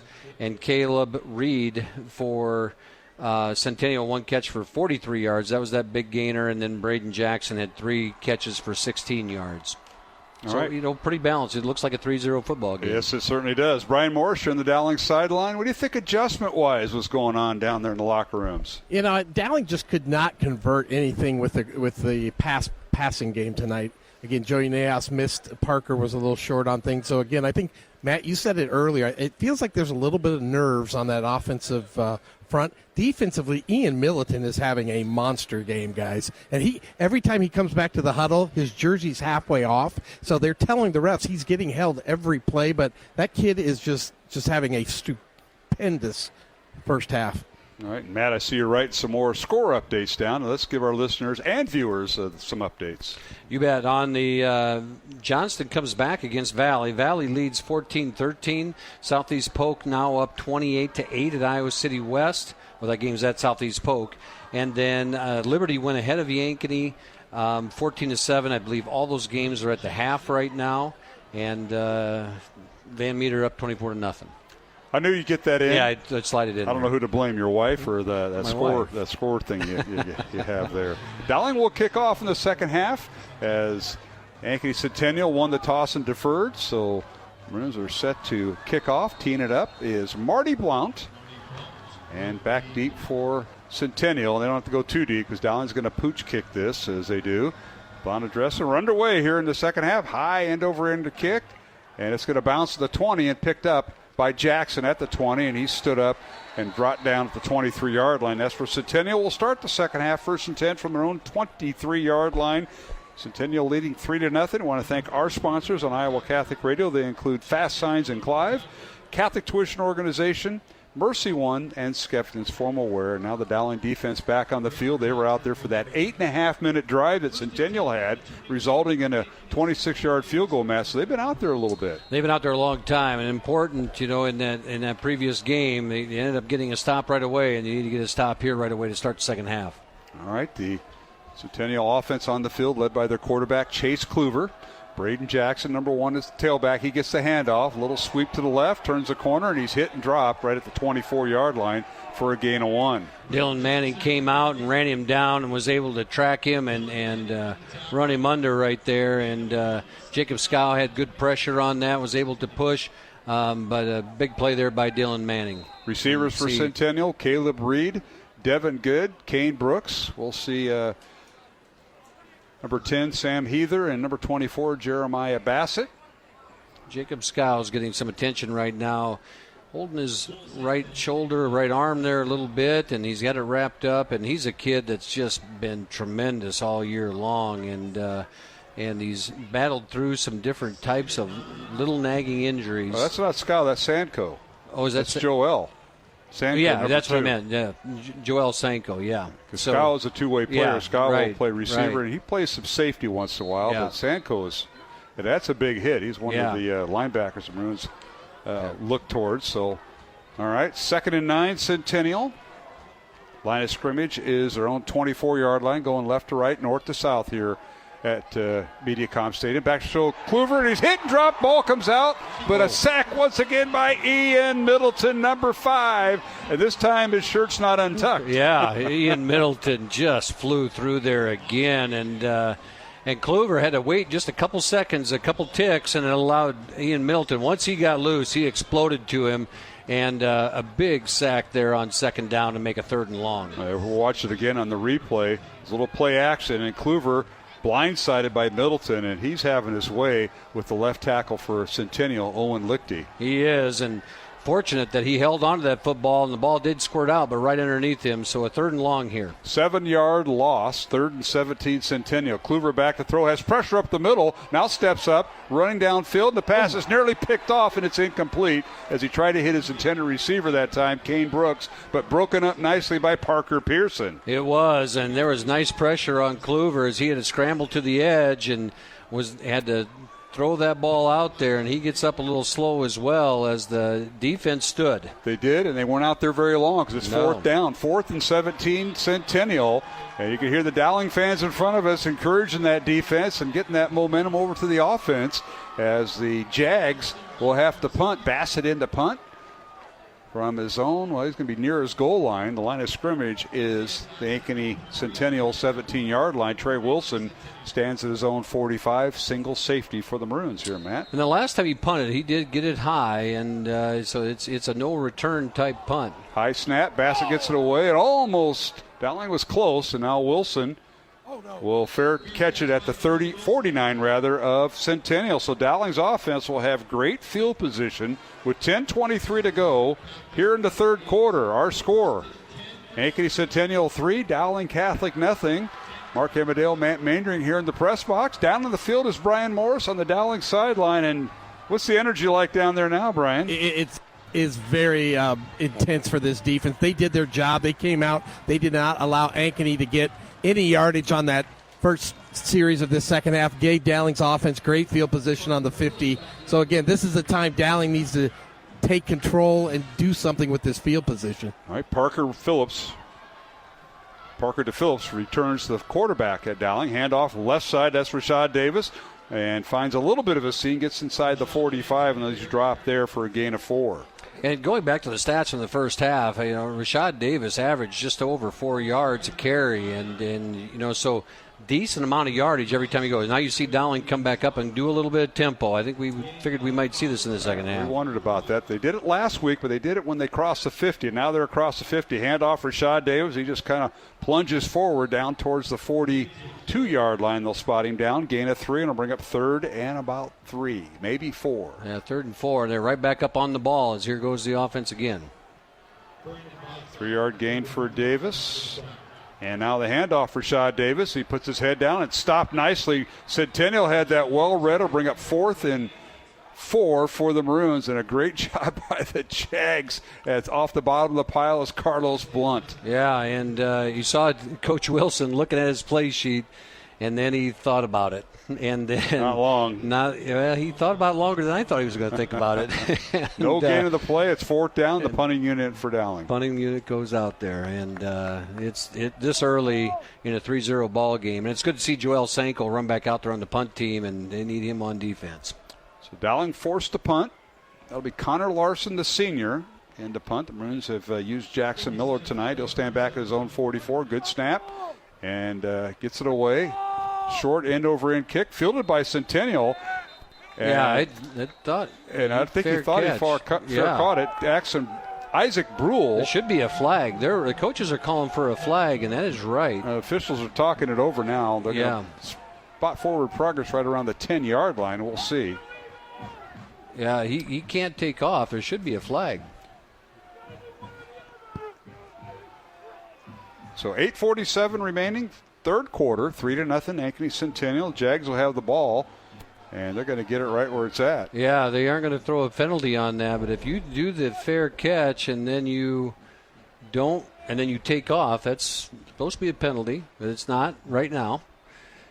And it's probably some indecision about whether or not he put up his arm or not, but the one official signaled it, and here we are. Jags will have it 1st and 10 from the 9, so if they are right at the 10-yard line, so if it would have been at the 5, but second possession for Centennial in the second half. 3-0 is our score. Centennial with the lead over Dowling here in the third quarter. Back to throw is Kluber, fires it out, and that is caught, and that's by the young man who fair caught the punt, and that's Isaac Brule with the reception and a first down. Call that a tunnel screen. They run Braden Jackson over the top of the formation, so it looks like they've been running that flare pass out to him, and then they throw it to Brule, who's in the slot position as the linemen come out, and so it's the slot screen inside, and it's a well-designed play for Centennial and the big pickup there on first down. 14-yard gain, first down Centennial from their own 24-yard line. Jaguars with 2 receivers left. They go left to right, north to south. Handoff goes to Jackson, and he does it about face. Goes left, turns around, goes back to right, ran right into Middleton, and Ian makes a stop at the 24 for no gain. Yeah, that's not the way you want to run. Run back towards Middleton. Good job by Owen Pins there, number 53 inside, or no, not Owen Pins, but Leo Thornton who Coach talked about before the game, and he's had a heck of a season. Has really come along right there, but he did a good job of keeping Braden Jackson contained, turned him back to Ian Middleton, and Middleton makes the stop. Second down, 10. Centennial from their own 24-yard line. Jags lead it 3-0 over Dowling Catholic. Low-scoring game in the 5A playoffs. Here's the snap. Kluver back to throw, fakes the handoff, and he fires it out. Caught by Kane Brooks, his tight end, and he's hit and dropped right at the line of scrimmage, maybe across the 25, and that's it. So it'll bring up 4th and long for Centennial. A big hit by Joel Sanko right there. Just as he caught the ball, Kluver was out there and didn't have many options and saw his big tight end open, threw it to him, and Sanko got there at the same time. Check that. It was it'd be 3rd down as the catch made by the tight end Brooks for a gain of 2, they'll call it. So we'll bring up 3rd down, 8 for Ankeny Centennial. Tonight's game on Iowa Catholic Radio, brought to you in part by the Ashford Vision Clinic, Blessman International, and Bose and the Florist, along with construction professionals. Now we got a timeout on the field, and we'll take a 1-minute break with the score. Ankeny Centennial 3, Dowling Catholic 0, with 6:53 to go, third quarter. Back in 1 minute on the Iowa Catholic Radio Network and CISN. This is Dale Ahlquist with a Chesterton Minute. Have you ever heard someone say, the Catholic Church is too condemning? It needs to practice more tolerance. G.K. Chesterton says, the other word for tolerance is indifference, and the other word for indifference is apathy. The Catholic Church cannot afford to be apathetic. It cannot afford to be tolerant of evil. It has to be consistent in opposing what is wrong and defending what is right. And the Church especially cannot afford to tolerate social evils that are condoned by the state. Why? Because sooner or later, it'll be turned against the Church. History has shown this to be true more than once. Chesterton says there have been times in history when the Church has been wedded to the world, but it has always been widowed by the world. Want more than a minute? Chesterton.org. KWKY Des Moines, K233BT Des Moines, KIHS Adel. And we're back here at MediaCom Stadium on the campus of Drake University. 3rd and 8. Kluver goes back. Fumble on the play. We're going to have the replay on CISN. But Matt, it's 4th down. Yeah, they said that Ankeny Centennial recovered it. Big play by that defensive front. And they've really been putting the pressure on Kluver. And no clear recovery by the Dowling defense, so Centennial punts it away.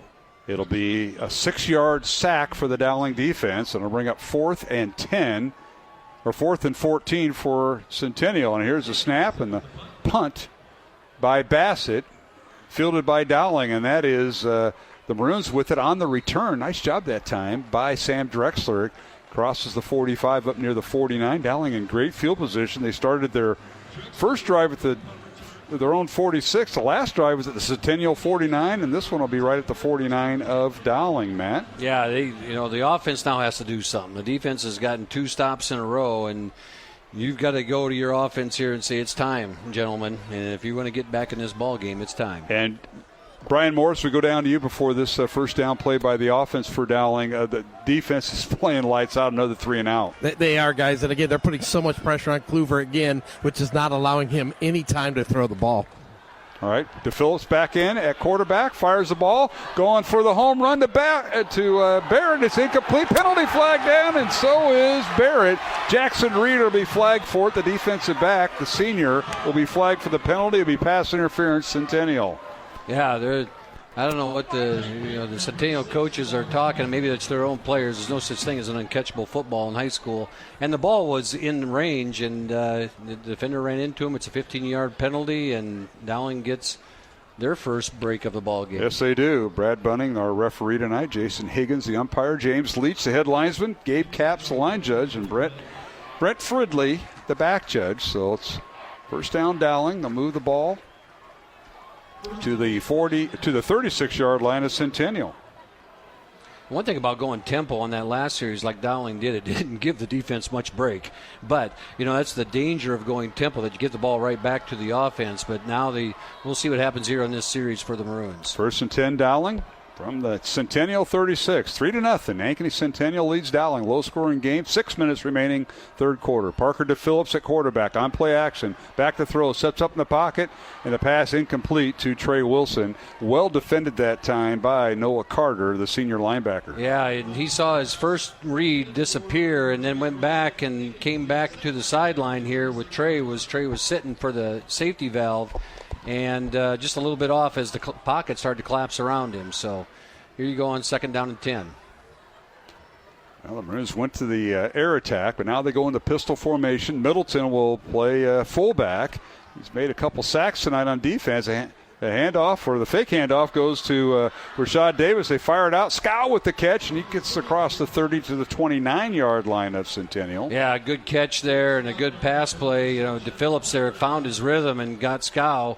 And in a little bit of traffic and nice blocking by the receivers. Big pickup on 1st down. And the Maroons now with 3rd and short. Yeah, 3rd and manageable. 3rd and about 3 for the Maroons. Pistol formation, 2 receivers to the right. Tight end Peterson on the left. Handoff goes Rashad Davis. Up the gut he goes. He's got the 1st down. Got down to the 25-yard line. And a 1st down Dowling. And Rashad's going, I carried it 44 times in the last game. I got a little gas in the tank at night.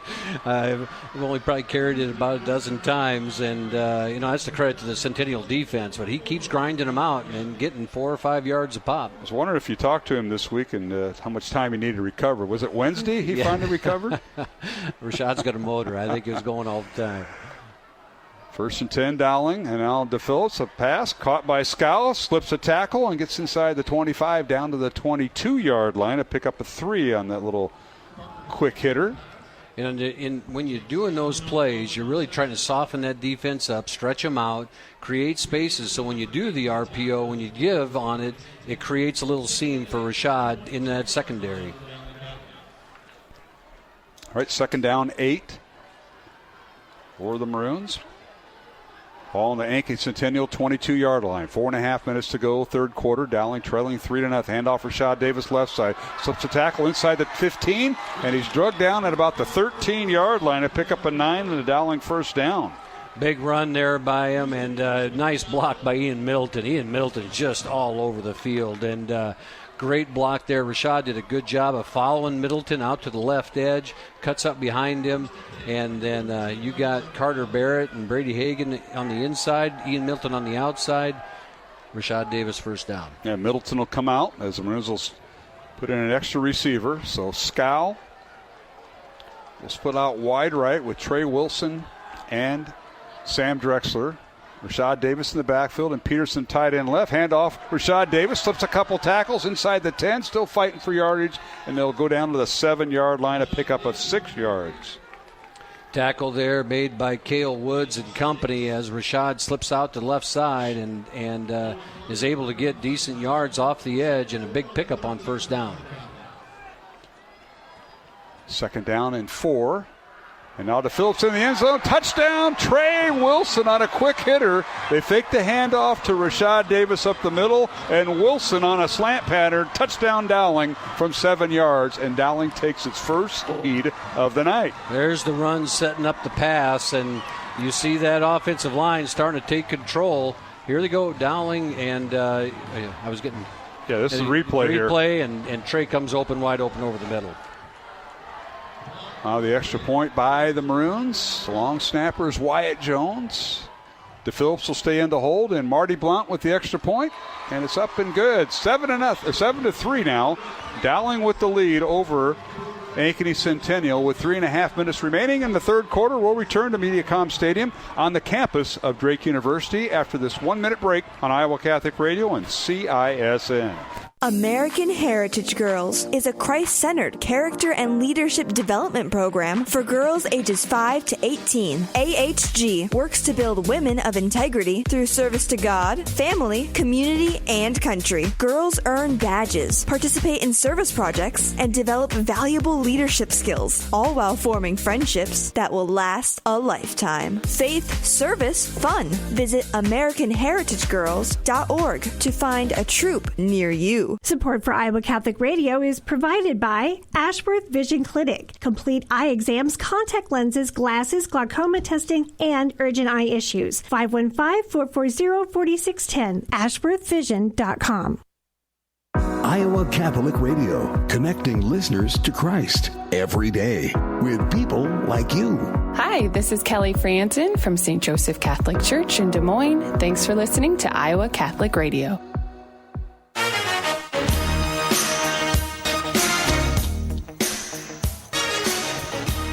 All right, we're back here at Mediacom Stadium. Dowling will kick off as the Maroons go 7 plays, 51 yards, capped off by Parker DePhillips, the Dowling quarterback, on a 7-yard touchdown pass to Trey Wilson. Here's a kickoff by Marty Blanc, fielded by Jackson, and on the return, crosses the 10, angles his way up near the 15-yard line. He's finally brought down there, and that's where the Jags will have it. 1st and 10. And I'm going to spot him at the 19-yard line, and Brian Morse, the Dowling defense set that up because they kept plugging away, forced Centennial to punt deep from their own territory, and the Maroons go 7 plays, 51 yards, capped off by the touchdown pass from DePhillips to Wilson. Yeah, some really hard running there by Rashad Davis. One thing I noticed, guys, on that drive, Curvey was not in there for the Waukee defensive line. I'm looking for him on the sidelines. I am not seeing zero on their sidelines. Well, that's not a good indication at all. Thank you, Brian, for that report. 1st down Centennial from their own 19-yard line. 3:18 to go here in the third quarter. Centennial starting their offense, and they hand it off to Jackson, and he gets across the 20 up near the 23-yard line. That's 4 yards on 1st down.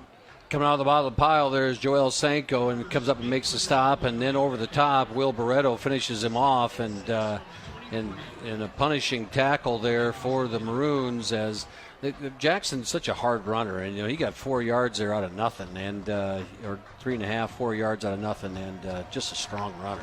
Tonight's game on Iowa Catholic Radio brought to you in part by Construction Professionals, the Catholic Tuition Organization, Mercy One, and Fast Signs in Clive. And now here's a snap and the little crisscross in the backfield, handoff to Jackson, and he might go. He's down the far sideline. Nobody's going to catch him. Braden Jackson, touchdown. Ankeny Centennial, and that will go down as a 77-yard touchdown run.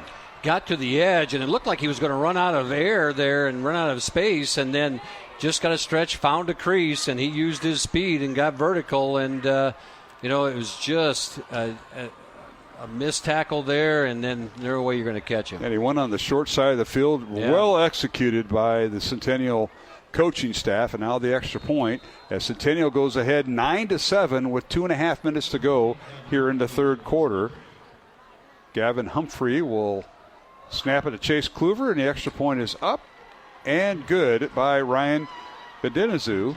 And with 2:27 to go in the third quarter, Centennial takes the lead 10-7 over Dowling. Back in 1 minute with the Class 5A football playoffs on Iowa Catholic Radio and CISN.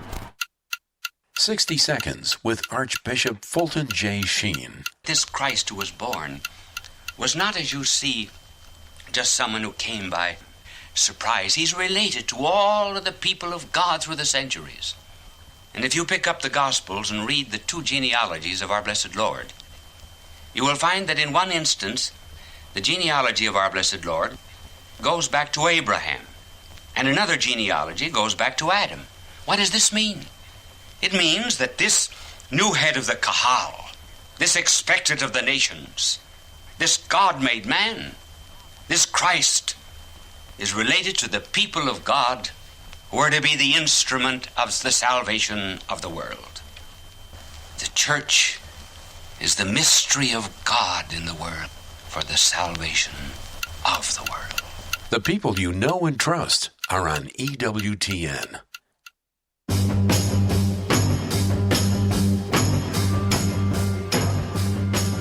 Back here at Mediacom Stadium, here is the kickoff by Benazub, and it's fielded at the 25 by the Maroons, and on the return, Dowling will advance the ball across the 30 up near the 35-yard line, and that's where the Ian Middleton is brought down on the return. It'll be 1st and 10 for Dowling Catholic as Braden Jackson gets loose for a 77-yard run, capping off a two-play 81-yard drive, 10-7 Ankeny Centennial. Brian Morris, let's go down to the Dowling sideline to you for an update. Yeah, just the euphoria of Dowling scoring, making a good play on first down, and then that run just kind of changed the momentum in this stadium. But again, offensively, we'll see if the passing game can get going in this drive.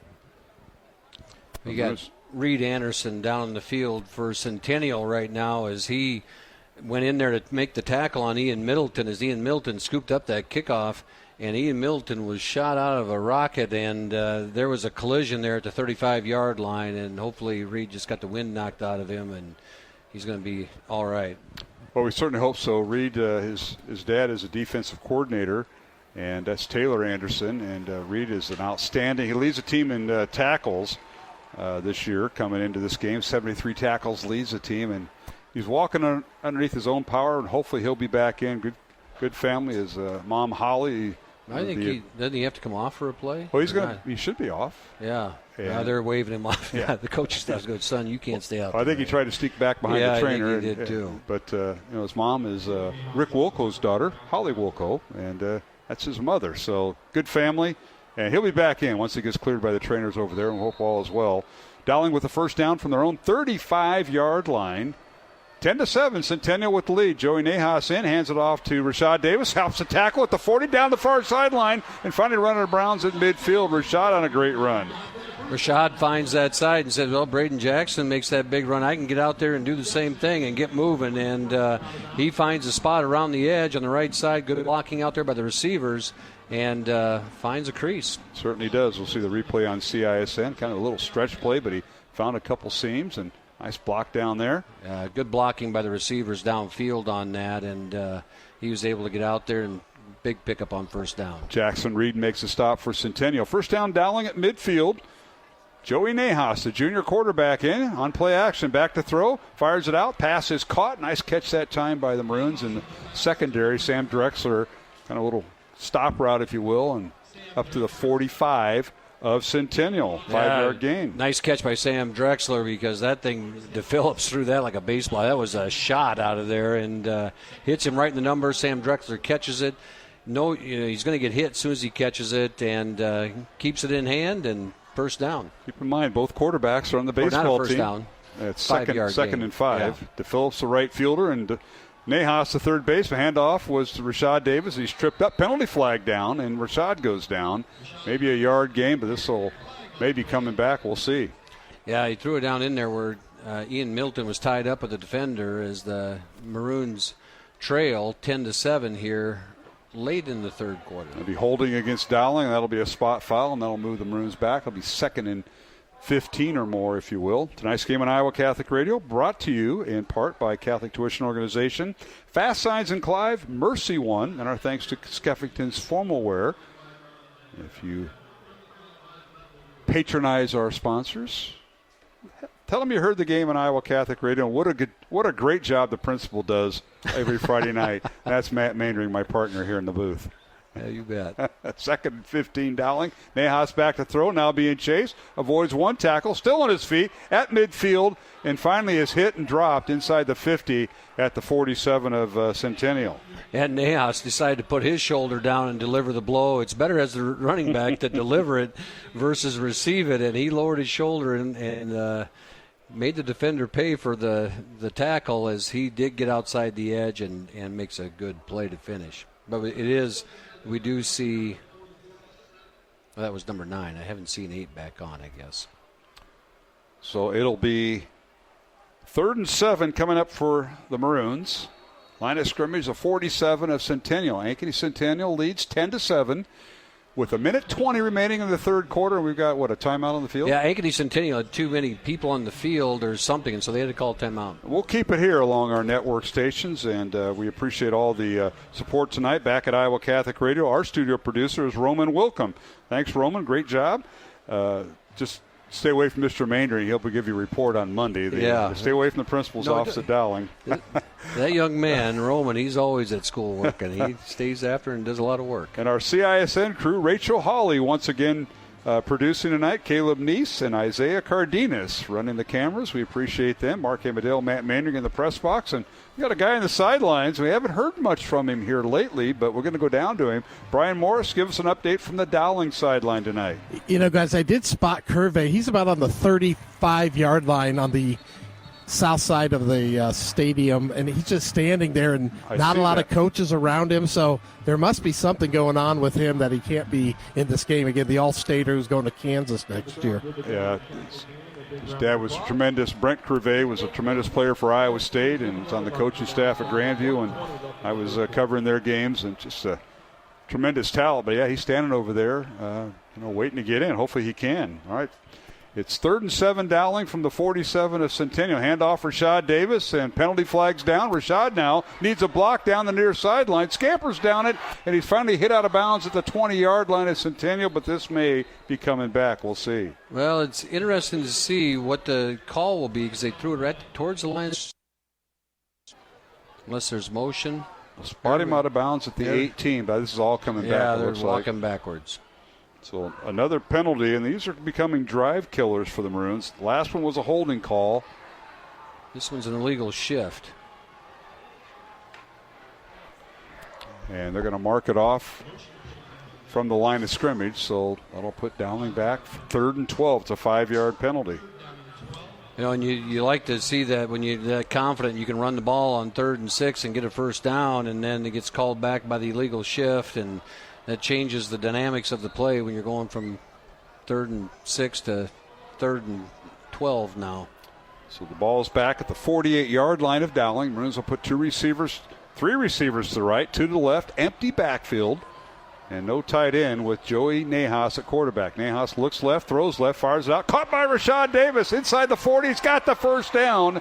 Driven down at the 39 of Centennial. What a play, and you move the receiver out there. That's your tailback. Yeah, great play by the Maroons right there. Rashad Davis, nice catch, and takes it and immediately gets vertical up the field to get the first down, and great execution there by the Maroons. 13-yard gain. We'll see it here on the replay on CISN.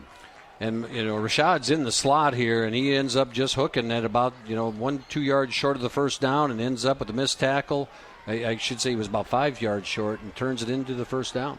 So 1st and 10 Dowling, 3 receivers right, and the pass goes right, and the pass is caught nicely that time by Drexler down the far sideline. Still on his feet, the 15, 10, 5, touchdown as a couple of Centennial Jaguars collided at the 15. Touchdown Maroons from 39 yards out, and Sam Drexler. And on for Drexler, that is his 3rd touchdown reception of the year from Nahas. Here's a replay, Matt. Yeah, Sam Drexler showed his skills right there, and he just has a stop and a start over here. Sheds a couple blockers, 2 people peel off, and he ends up free. And great run by him, and all of a sudden this defensive battle turned into an offensive battle.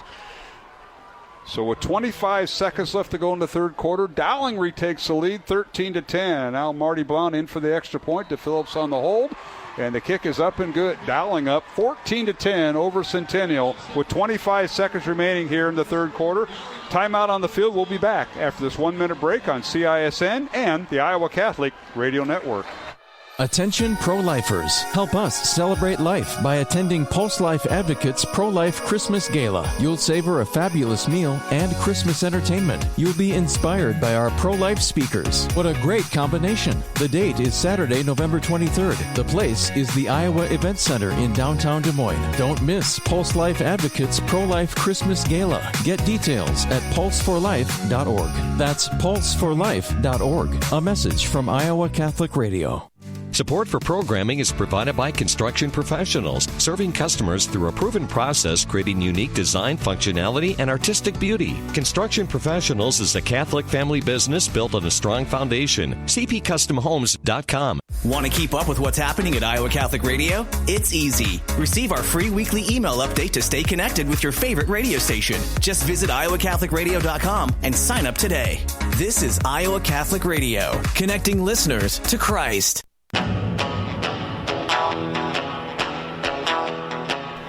All right, Dowling goes 5 plays, 65 yards, capped off by Sam Drexler's 39-yard touchdown reception from quarterback Joey Nahas. So both Dowling quarterbacks, Matt, have thrown a touchdown pass tonight, Parker DePhillips and Joey Nahas. And here is the kickoff by Marty Blount. Angled near side, inside the 10. And it's going to bounce. Just inside. Missed the pylon. So it'll be a touch or be out of bounds penalty. A 35-yard line is where Centennial will take over. But the Maroons have taken the lead back, 14-10 over Centennial. Final 25 seconds of the third quarter. Brian Morris, let's go back down to you. A big lift for the Dowling offense there. Yeah, it wasn't. That third down pass to Rashad Davis was pretty huge, but that play there, in my day, you called it there was some jock straps left on the field. Sam Dressler left some jock straps on the field. Yes, he did. Yeah, it's hard to believe it's only his third touchdown reception of the year, but you are dating yourself. Yeah, Brian. Brian, those terms went out a long time ago. I don't know if you got the memo or what, but all right, first down, Centennial from their own 35, and now here is Jackson trying to go. A lot of east-west running. He's finally run out of bounds. May have gotten a yard. They'll give him 2 up to the 37. They'll bring up second down. That might be the final play of the quarter. Yeah, they're going to let the clock run out here, and you see Braden Jackson, who's had to carry the ball a lot tonight and carry a lot of load, walking slowly back to the huddle. And he's a warrior. Yes, he is. He'll keep going. All right, we've come to the end of 3 quarters of play in this Class 5A Iowa High School football playoff game here at MediaCom Stadium on the campus of Drake University in Des Moines, Iowa. Our score, Dowling 14, Ankeny Centennial 10. Back with the fourth quarter in 1 minute here on the Iowa Catholic Radio Network and CISN. Gentlemen, would you like to know what a woman's greatest desire is? I am Father Thomas Loya with a Theology of the Body moment for the Tabor Life Institute. Women have an open space inside their bodies. It's called the womb. By its very nature, an open space seeks to be filled.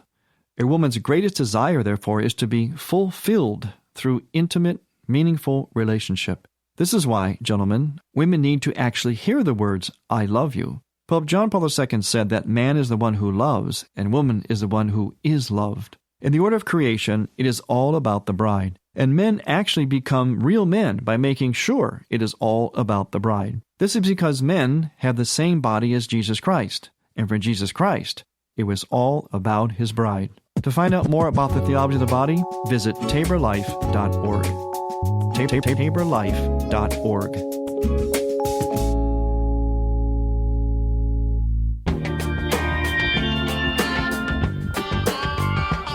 All right, fourth quarter is underway here at MediaCom Stadium. Kluver back to throw, fires it out, hits Jackson with the reception, makes a move, and finally wrestled down and picks up the first down as he crosses the 45 of Centennial. It's 14-10, Dowling with the lead as we start the fourth quarter here, Matt Maindring. Yeah, first down play there for Centennial as they run that little screen play that they've had some success with, and they were able to get a hit on Dylan Manning, kept him right off of Jackson until he was able to fall forward and get the first down. Line of scrimmage is the 47 of Centennial. 10-yard gain on that last play by Braden Jackson from quarterback Kluver. Jags now with the receiver at each side of the formation. Kluver out of the shotgun.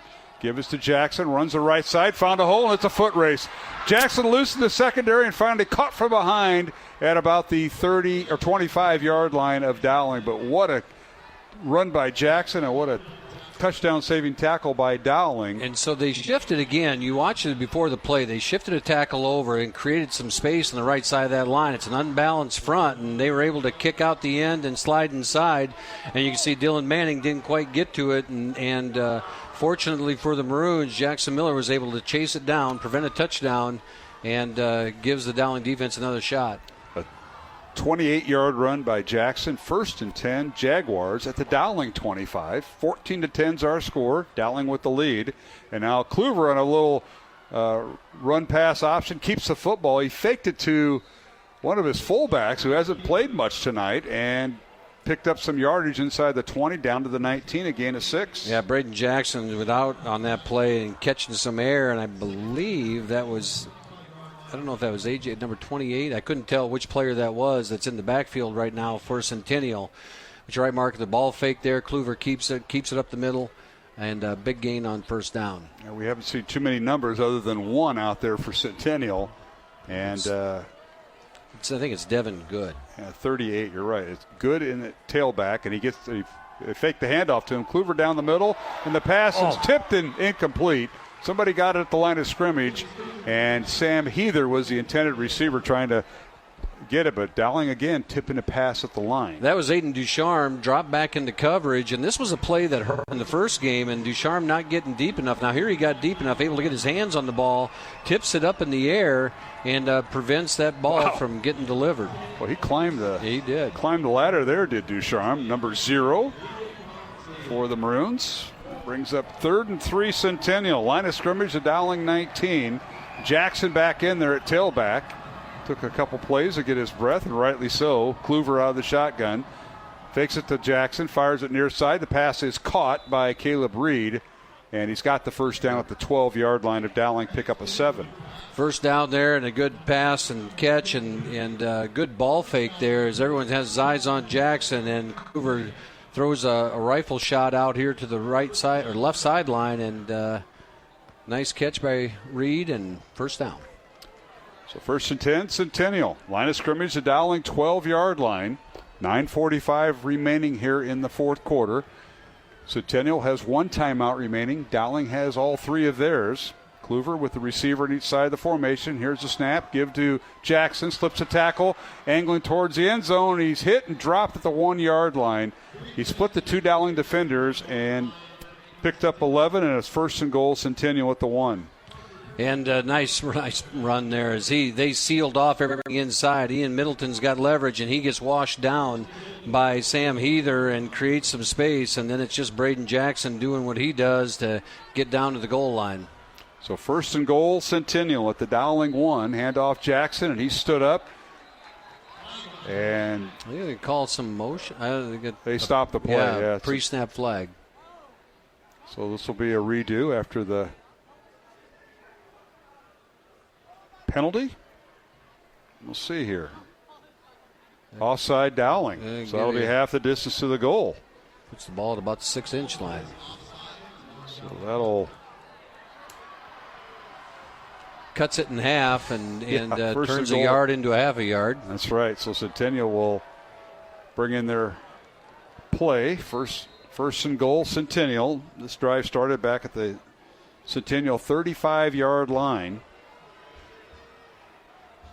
And now you're just going to have this massive humanity at the goal line here. This will be the 8th play of the Centennial drive, and they snap it, and they get it. Kluver, the quarterback sneak, and no signal yet. Official linesmen come in and mark him short. I don't think he made it in. And from the 6-inch lane down to the third of that. Yeah.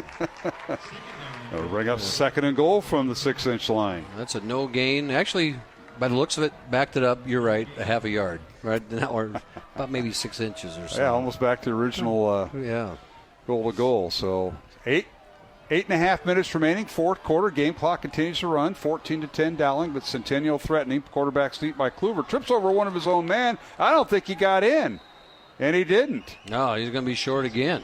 And when his lineman went to block, and of course, their legs come out from under him, he tripped over one of them and didn't fall forward, so it'll bring up 3rd and goal Centennial. This will be the 10th play of the drive from the 1. It's getting stingy here. Centennial looking to their bench. And as the clock continues to wind with 7:50 to go, what this does just shortens the game, and another big stand here for the Dowling defense. So they do it 3 times in a row. I got a feeling there's a fake in here. All right, 3rd and goal Centennial. Jags trying to take the lead back. Got a couple lead changes tonight. Here's a little snap. Kluver picks it up, and he's dropped right at the 4-yard line.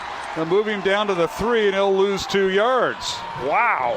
And that's a big thing right there, because now Coach Pizzetti's got a decision to make on 4th down. 3rd or 4th and 1 from the goal line. The snap came early. So whatever happened, the ball came out early, and make the stop at the 3-yard line. Now Coach Pizzetti's got a decision. Kluver made a tremendous athletic effort there because he was not looking, and the ball came early, as you mentioned. It was a low snap towards his shins, and I'll tell you what, Chase Kluber made an athletic play to save a down. So now it's 4th and goal from the 3, and Centennial going for it, apparently with 5 on the play clock, pistol formation, and they're not going to run a play. Timeout, Centennial. That's their last timeout. So we'll keep it here. 6:48 to go here in the fourth quarter. Dowling 14, Centennial 10. It's 4th and goal at the Dowling 3 for Centennial. This will be the 11th play of the drive that started back at the Ankeny Centennial 35-yard line. Mark Amadale, Matt Mainring. Let's go down to the Dowling sideline. Brian Morris, you're down there. I don't know how close you are to the end zone, Brian, but what a stand. It was by that Maroon defense. They were getting really low, taking out. The quarterback had no room to move. That third down play, the quarterback's head was turned, Kluver's, and then the ball got snapped, and there is some frustration going on with the Ankeny team after that play happened, guys. Well, Centennial, if they kick the field goal, they trail by 1. You got to think they want to do something in the end zone, and they've got to have a play they haven't run tonight, Matt, on their back pocket. Well, this is, you're right, Mark, and it's exactly where your extra point would come from. So whatever plays you've done as a trick play, everybody's got a 2-point conversion play that they keep in the bag and they're trying to do something with. And so, but I got a feeling that Braden Jackson's going to touch football. Well, he should. Yeah. He is the best player out there by far. And that's no disrespect to Ian Middleton's night or any Dowling. But, all right, pistol formation. Ankeny Centennial going for it. 4th and goal at the 3. Now they'll make a big shift. Empty backfield. 3 receivers to the right. Put a man in motion, and that's Reed. Back to throw is Kluber. Fires it out. The pass is broken up. Parker Pearson. How about that? Caleb Reed, the intended receiver, with the catch, but Parker Pearson leveled him. How about that? Parker Pearson, what a play. What a play. Watch the replay. We'll get this. Yeah, great job. He saw the guy in motion. He makes the read, and it's just a sprint out to the side. He's in motion. He's running with him from the snap and gets there and makes a play. The pass was actually caught, so Dowling will take over at the 2-yard line. Technically, it's a gain of 1, but the Maroons hold on downs on a goal line stand at the 6-inch line. Yeah, goal line stand right there. And when you're in that goal line defense, it's man-to-man, so everything is man-to-man. And so when that kid went in motion across the formation, Parker's sprinting with him, which made him able to make the play. All right, Joey Nahas in at quarterback as Dowling alternates quarterbacks. Handoff Rashad Davis from the 2, and he squirms his way up near the 4 for a gain of 2 to bring up 2nd and 8 for the Maroons from their own 4-yard line. What a goal line stand with 6:30 remaining here in the fourth quarter. Dowling up 4, and Centennial elected not to kick the field goal to cut it to 1. Now Rashad danced in the end zone there a little bit longer than I would have liked him to. I knew the coaching part would come out, but you're right.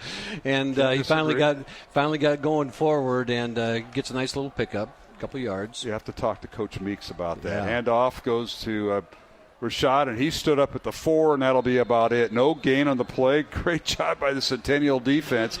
They stack him up and put him down, led by Isaac Brule, who came from a safety spot, and he was just putting everybody in the box right now. I don't blame him. They loaded it up right there, and big play. I believe the jersey got stretched out there. Big number 68 was in there and made that stop and wrapped up Rashad. I believe that's Deacon Pierce. So Centennial out of timeouts. Sorry, that can't be right. Game clock at 5.5 minutes left to go in the fourth quarter. And it's 3rd and long. Handoff Rashad Davis tries to go left. Now goes right, and he's drugged down at the line of scrimmage for no gain, and Dowling will punt deep in their own territory. They're going to give him progress to the 5.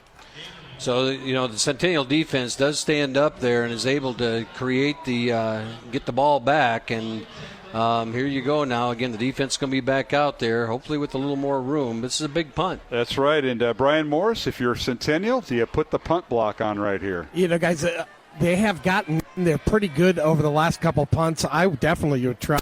Again, what you pointed out, Mark, Ankeny has 0 timeouts left, which is probably a little disconcerting for them right now. Yeah, no question.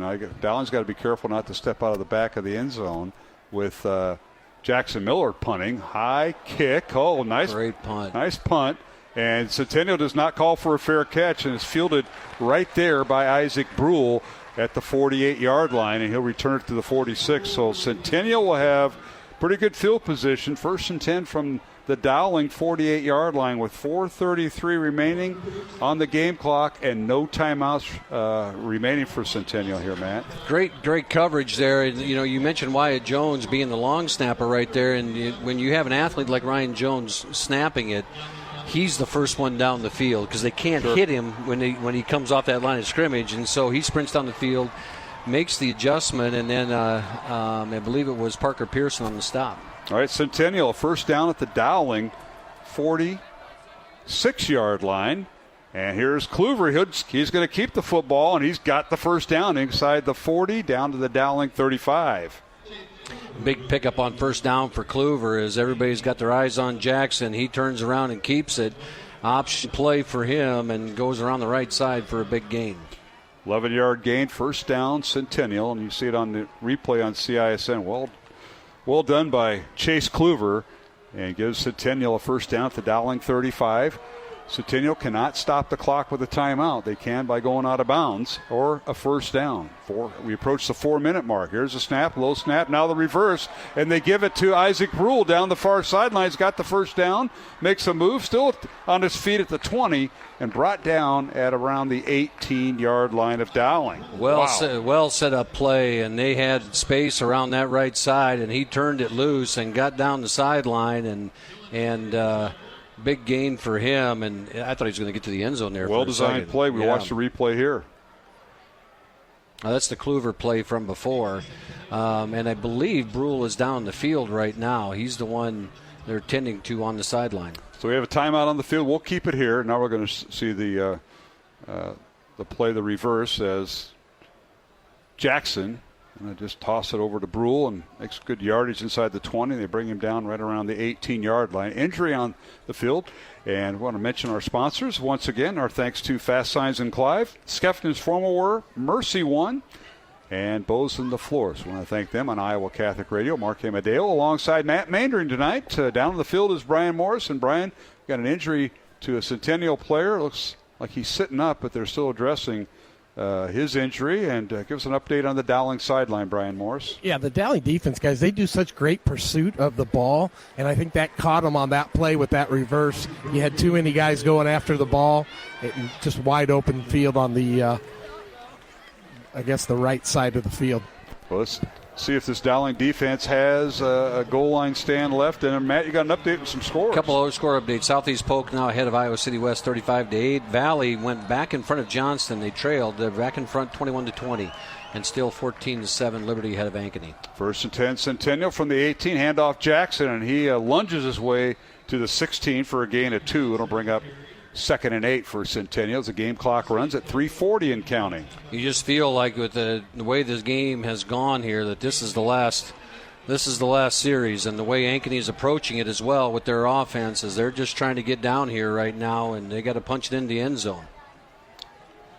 All right, 2nd and 8 Centennial at the Dowling 16. The Maroons lead by 4, 14-10, 3:15 remaining, fourth quarter. Here's the snap. Kluver will keep it on the read option. They cut his legs out from under him, and that's Middleton on the stop, and Joel Sanko. Excuse me. Joel Sanko. Wow. Came out and cut him down at the line of scrimmage. That's a highlight film replay. Yeah, they had, someone on top. They've run this play a couple times now, and this one too many times to the well. Joel Sanko says, I've seen this.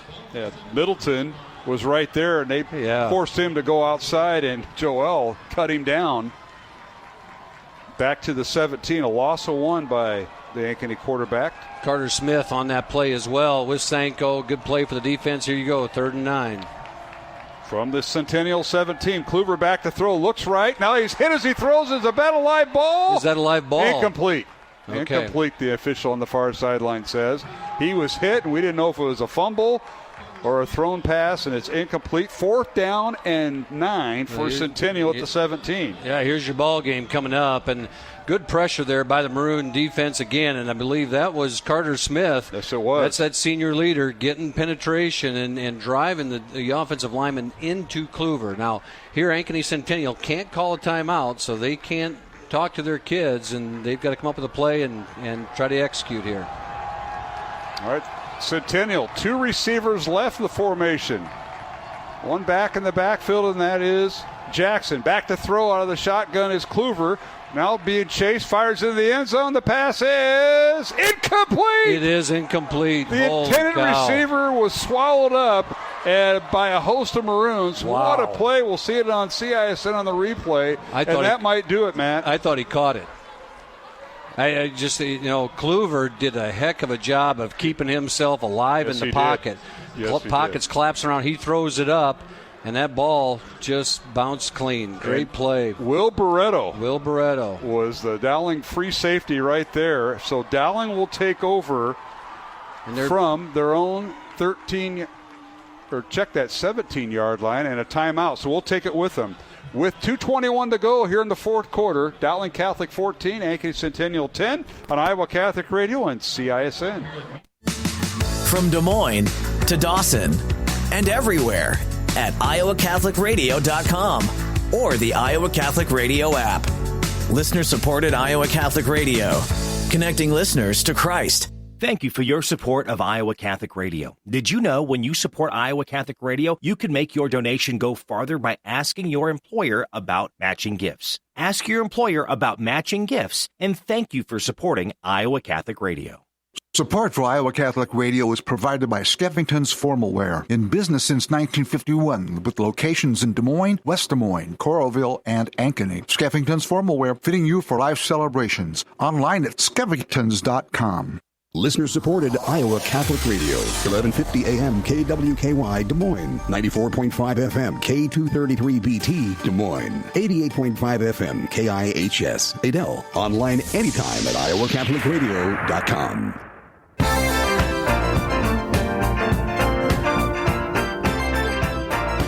And we're back here at Mediacom Stadium on first down. Rashad Davis on the carry for Dowling Catholic gets it up to the 26-yard line for a gain of 9. It's 2nd and 1 here, Matt Maindring. 2nd and 1, and with the clock winding down, it's almost better that they didn't get the first down. You're a yard short. You think you can get the first down with a couple runs here and try to run that clock down as far as you can. And, I said one first down was going to win it, but it might get here if you get it right now. All right, Parker DePhillips is in at quarterback as the Maroons rotate their quarterbacks. Ian Middleton at fullback. Handoff Rashad Davis over the left side, and he's hit and gets the first down. That'll stop the clock momentarily with a minute and a half remaining. That should do it. And that might do it. Yeah, that should do it. You got the play clock with 40 seconds left, and now you can run it down. Now you can take the knee. Those math guys on that coaching staff should have that figured out. We were just talking about that. Yeah. How about that, Brian Morris? And here's the best formation in football right now. Yeah, that is. What a game, guys. 14-10. That defense. We're talking to 3 defensive guys tonight. Well, you got to get Aiden Ducharme. You got to get Ducharme. Yeah, and I'm going to get number 10, Joe Parker Pearson. He made the play. Yeah, well, we had Barretto. Ian Middleton had the best game of anybody. That's true. Ian Middleton was a man among boys out there. No tonight. question about it. And Dowling takes a knee. DePhillips will take the victory sack, if you will. How many? Has it been a couple years? It's travel back to Cedar Falls. I lost my spot up there. I know that. We haven't been back there in a while since before COVID, but we're going back. Dowling is going to punch their ticket to the semifinals after one more snap. 2nd and 15 from the Maroon 30 or 26-yard line, and that'll do it. Dowling has knocked off Centennial for the second time this year. And what a series between these two. The Maroons lead the series now 8-2, and the Maroons have won 4 in a row with a 14-10 victory over head coach Jerry and Ryan Pizzetti, Ankeny Centennial Jaguars. Jags will finish their season with a record of 8-3 and 2 of their losses to Dowling, while the Maroons move on to the semifinals with a record of 10-1, and they'll be in the Unidome.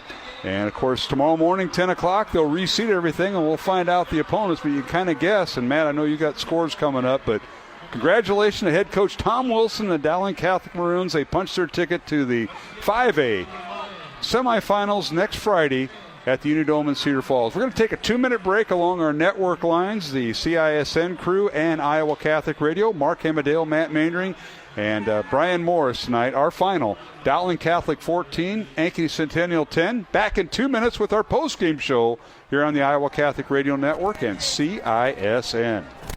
Did you know you have a choice in your child's education? Smaller class sizes, dedicated teachers, a sense of community, and a caring learning environment, whether it's in the classroom or at home.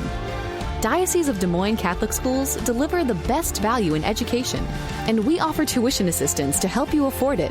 Learn more about how the Catholic schools in the Des Moines Diocese might be the right choice for your child. Visit dmdiocese.org/schools. Support for Iowa Catholic Radio is provided by Dental Associates, addressing your smile needs and dreams. 515-225-6742. Des Moines-DentalAssociates.com. Thank you, Dental Associates, for your support of Iowa Catholic Radio. Iowa Catholic Radio, connecting listeners to Christ every day with people like you. This is Marilyn Lane, and my parish is Sacred Heart in West Des Moines. Thank you for listening to Iowa Catholic Radio. I went to church and just sat there and listened. I really didn't absorb anything. I think I just found myself believing that I didn't need God. I just had everything under control, and church was actually a burden to me. I had this sin that I carried in my heart for a long time, and I told myself for many, many years that the Lord wouldn't forgive me for this. When Father in the confessional says, your sins are forgiven, there truly is a feeling of weight lifted off. I don't care if it's 2 or 3 little sins that you're carrying, there's a feeling of I can breathe deeply again. I feel pure inside. And I'm ready to come to Mass. You can have a beautiful car, a big fancy home. If you don't have Christ in your life, there's an emptiness that's there. When you come home to the church, you're coming home to a Catholic family where people today just embrace you. If you've been away from the Catholic Church for whatever reason, we invite you to take another look. Visit CatholicsComeHome.org today.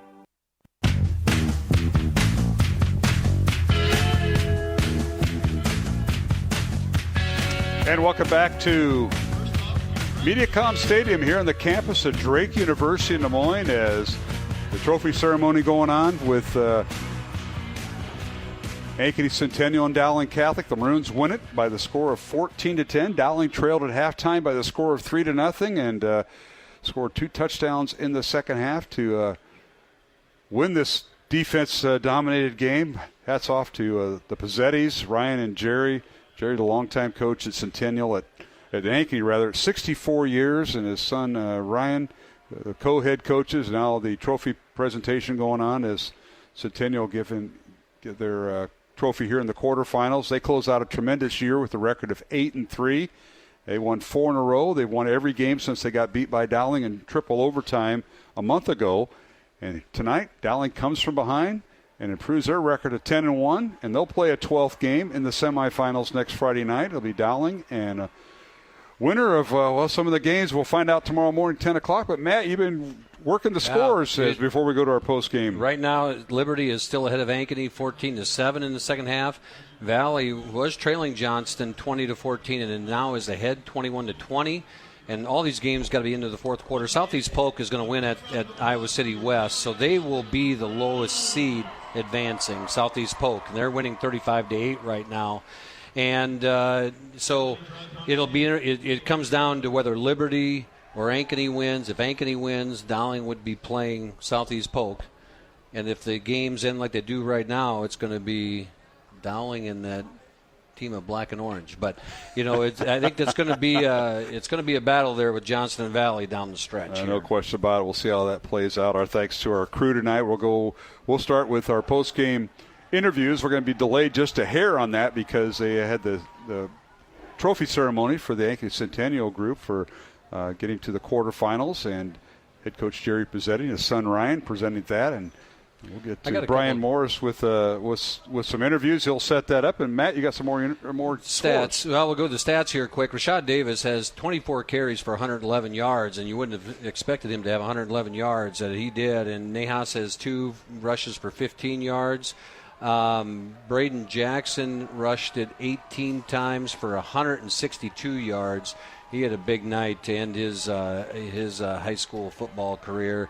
And for the Maroons, in the passing department, Nahas was 4 of 6 for 67 yards, and DePhillips was 6 of 9 for 34 yards, both of them with the touchdown. And then on the receiving end, We've got Sam Drexler with 2 catches for 44 yards, Scow 4 catches for 25, and Wilson 3 for 19. All right, let's go down on the field with our post-game interviews, and we have Brian Morris with, I don't know what to call him, the offensive guy, but the defensive guy, Ian Middleton. Take it away. You know, all game long we were calling your name, Ian. You were in there sacking the quarterback, making big plays. How did it feel playing out there tonight? I mean, I felt great. I know my guys had my back, and I knew if we go out there and give 100% effort, then those guys would be behind me, and it pushes me to do the same every day. You were on that quarterback all night long. Your quickness got over the tackle. What was this game plan tonight? I mean, it was to beat that guy. I mean, both of them are really good, high-recruited guys. I mean, those two are just so talented, and I'd give them the title of the most talented in the CIML, and going in knowing there was a challenge, and you never run from adversity. So going there with an underdog mindset and beat them both. I got to ask on that, I guess, second to last drive where you guys held them first in inches, and you held them out of the end zone. What was the huddle like? I mean, it was a bunch of guys that wanted to win, and that's what it has been all year. I mean, obviously we got some work to do, but we're surrounded by a bunch of winning guys that want to make it. So it's a great position. Mark or Coach Maindring? Ian, this is Coach Mainring up here, and a heck of a ball game there, young man. And, it seemed like your energy at the start really kick-started that defense. And talk about your leadership a little bit. I mean, I'm pushed by all my guys, all my seniors. I mean, I've played with those guys since freshman year, and those guys push me to be a leader every day. And they challenge me, and I challenge them. So it's just leadership throughout the whole locker room. There's not one leader. Everybody on this team's a leader, all 60 guys. Well, no question, Ian. We had you on earlier this year, but this team has grown up, and we talked about energy to start games. You kind of figured that out after the Valley and Waukee Northwest and even the Centennial game. Now this team comes ready to play, and you did. First half's a little tough offensively, but, man, you held them to a field goal after they had the ball about 8.5 minutes. I mean, yeah, it's all our coaches. I mean, we have one of the best coaching staff in the CIML, and they never get rattled. They always keep us calm, and we keep our composure, so they keep us going every game. Now, do you have a challenge with pins and Bobo about how many sacks each of you have? Is that a little competition going on we don't know about? Oh, yeah. Whoever has the most sacks is buying them breakfast, then the championship game. So. Hey, Ian, thank you for joining us. Best of luck and congratulations. Back to the Dome next week. Congratulations, Ian. Ian Middleton, Dowling, defensive end and fullback, tailback, started the year playing tailback. We appreciate Ian and Brian Morris with him. And Brian, you got a follow-up question? No, I don't. I think you lost a guy. I'm going to get Aiden on next. Yeah, Ian's one of those kids, just a leader in and out of the building. I mean, in the building, in the school day, it's just fun to have him around. And Ian's a junior, great young man. You're going to have him around for a couple more years. That's right. He's in my daughter's class. I keep forgetting that. Yeah.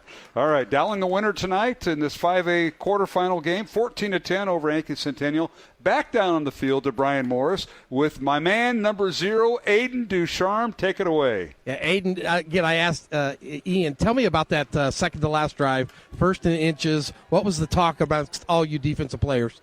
Well, we just know that they were going to do a quarterback sneak right up the middle. They did it last time to us when they were 4th and short, so I was just sticking my nose in there trying to stop them at the yard line. Yeah, and again, a lot of times you guys had one big play against you, but other than that, you really held. Talk about the mentality of this defense, especially this late in the season. Well, I mean, most of the people on our team have never been in the Dome, and the mentality was we have to go to the Dome. Our end goal is a state championship, and we got to work week by week to get there. Coaches had a great plan going into the week, and we came out and we executed. Mark or Coach Maindring? Aiden, this is Coach Maindring, and talk about your development through the year. How much, where you started to where you are now as a player on this defense. Well, honestly, I started the season off with a sprained ankle, so I had to come a long way from there. But, the coaches developed us, and, I just worked at it week by week. Ankle's getting better, and I feel like I'm playing a lot faster, more explosive. So, yeah. Well, Aiden, you lead the team in tackles coming into the contest with 52.5. That's great. But you know what? Let's talk about your position coach, and that's Brian Bumhutzel, affectionately known as Bum. And give us a little tidbit on Coach Hutz. Well, I love the guy. He came into the program this year, coming from DCG, a smaller school. He came into a bigger program, and he's done a great job. I mean, he's one of my favorite coaches on the team. He's a great guy. I love being around him. He really knows what he's talking about, too. I wish he was down on the field with us, though. But, he's a great guy. Hey, Aiden, I got one question. Talk about, how calm is Coach Jack? Let's not talk about that. He gets fired up. Yeah, he gets fired up. He's a great coach. He gets on you, but he loves you at the end of the day. And, he's the one who helped us get the victory today. Aiden, you're a captain and you're a leader, and you guys had to, navigate through a lot of things, a little bit of diversity and injuries, and you battled them, and so have others. But you guys are getting healthy. Coach Maindring mentioned that before the game, that you guys are probably as healthy as you've been all year, getting everybody back. Still some nagging injuries, and you're one of them. So that tells you about the grit and what you guys have put into this season. Yep, sure does. Sure does. All right. Well, congratulations, and we'll see you at the Dome next Friday. So Congratulations, Aiden.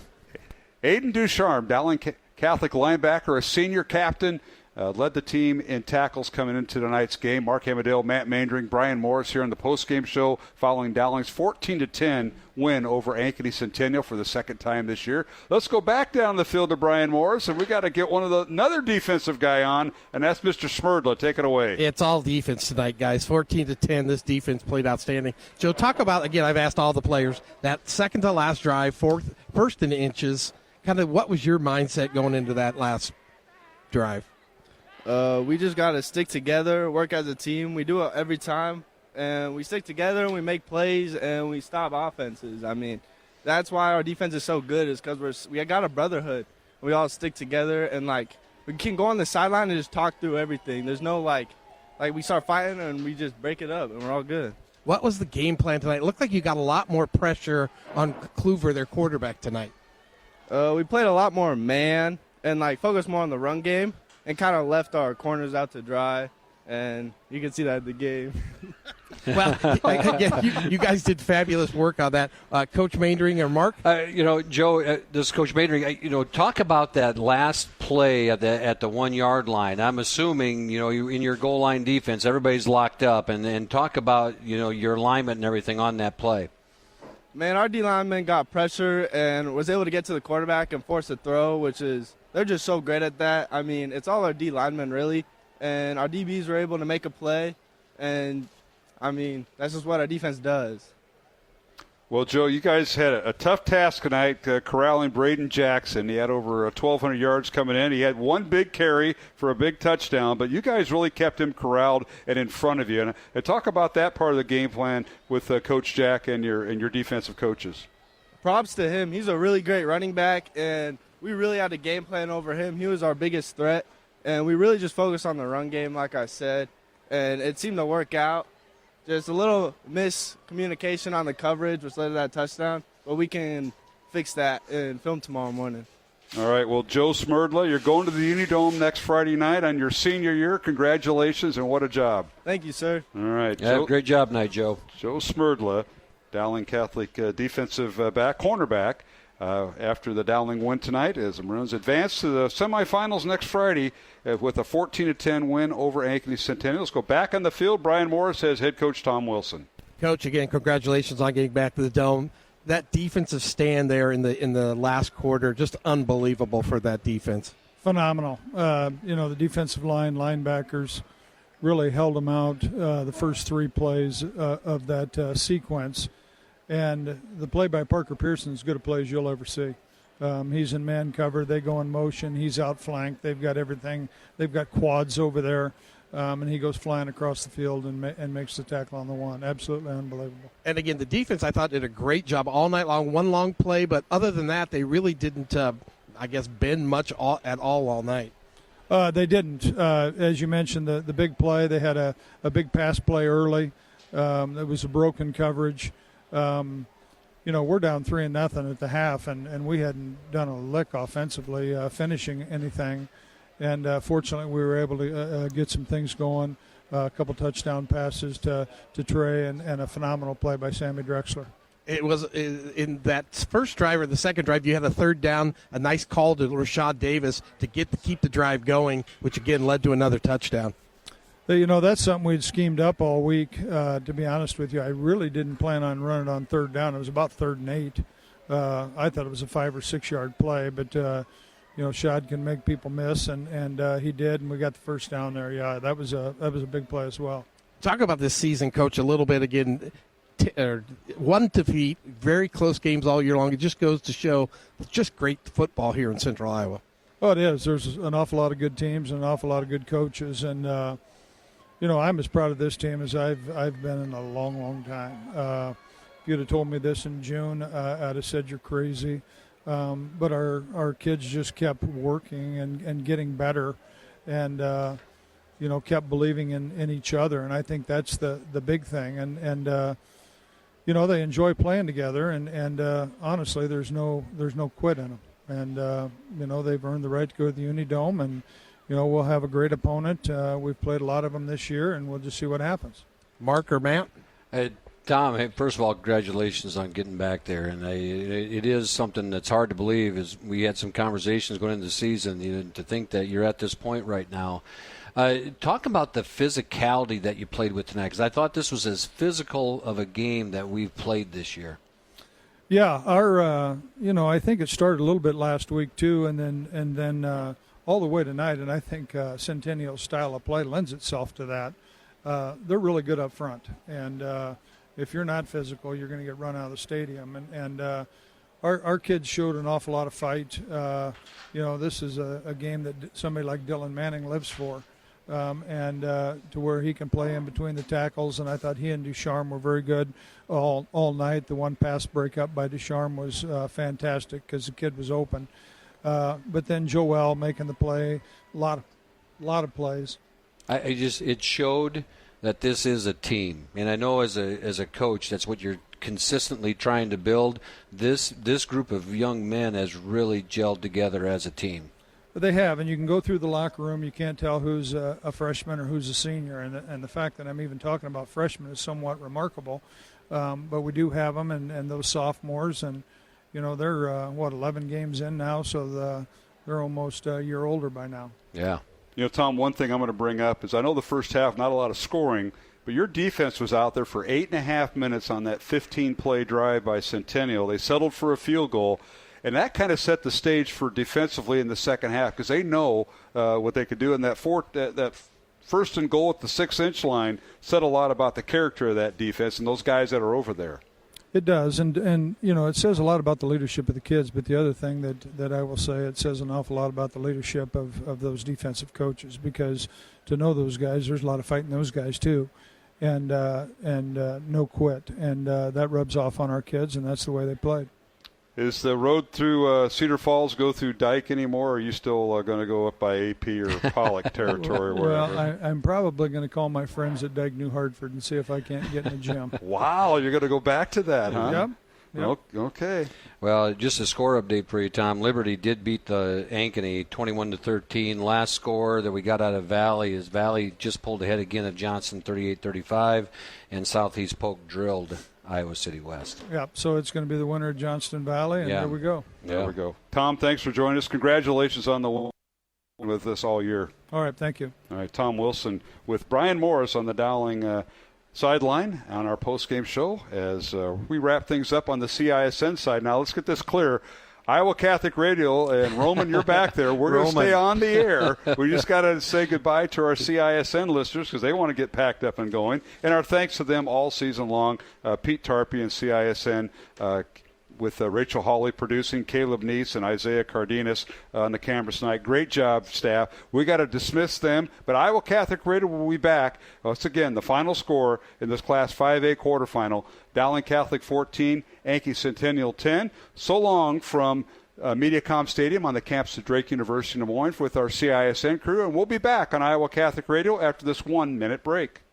American Heritage Girls is a Christ-centered character and leadership development program for girls ages 5 to 18. AHG works to build women of integrity through service to God, family, community, and country. Girls earn badges, participate in service projects, and develop valuable leadership skills, all while forming friendships that will last a lifetime. Faith, service, fun. Visit AmericanHeritageGirls.org to find a troop near you.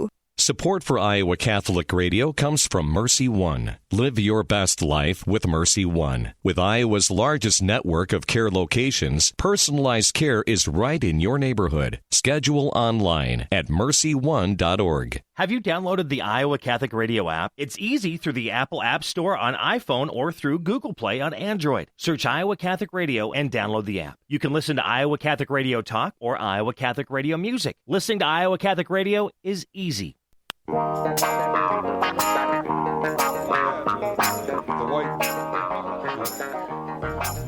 And welcome back to MediaCom Stadium here on the campus of Drake University in Des Moines. Mark Hemadill alongside Matt Mandering as Dowling punches its ticket to the state semifinals with a 14-10 victory over Ankeny Centennial. Jags got out to a lead of 3-0 in the first half.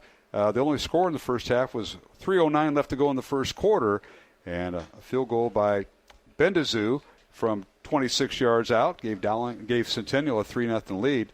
And then the second half and the third quarters where all the scoring took place in the second half, Dowling got on the board, took its first lead with 3.5 minutes left to go in the third quarter. Trey Wilson on a 7-yard touchdown reception from quarterback Parker to Phillips gave Dowling its first lead of 7-3, capping off a 7-play, 51-yard drive.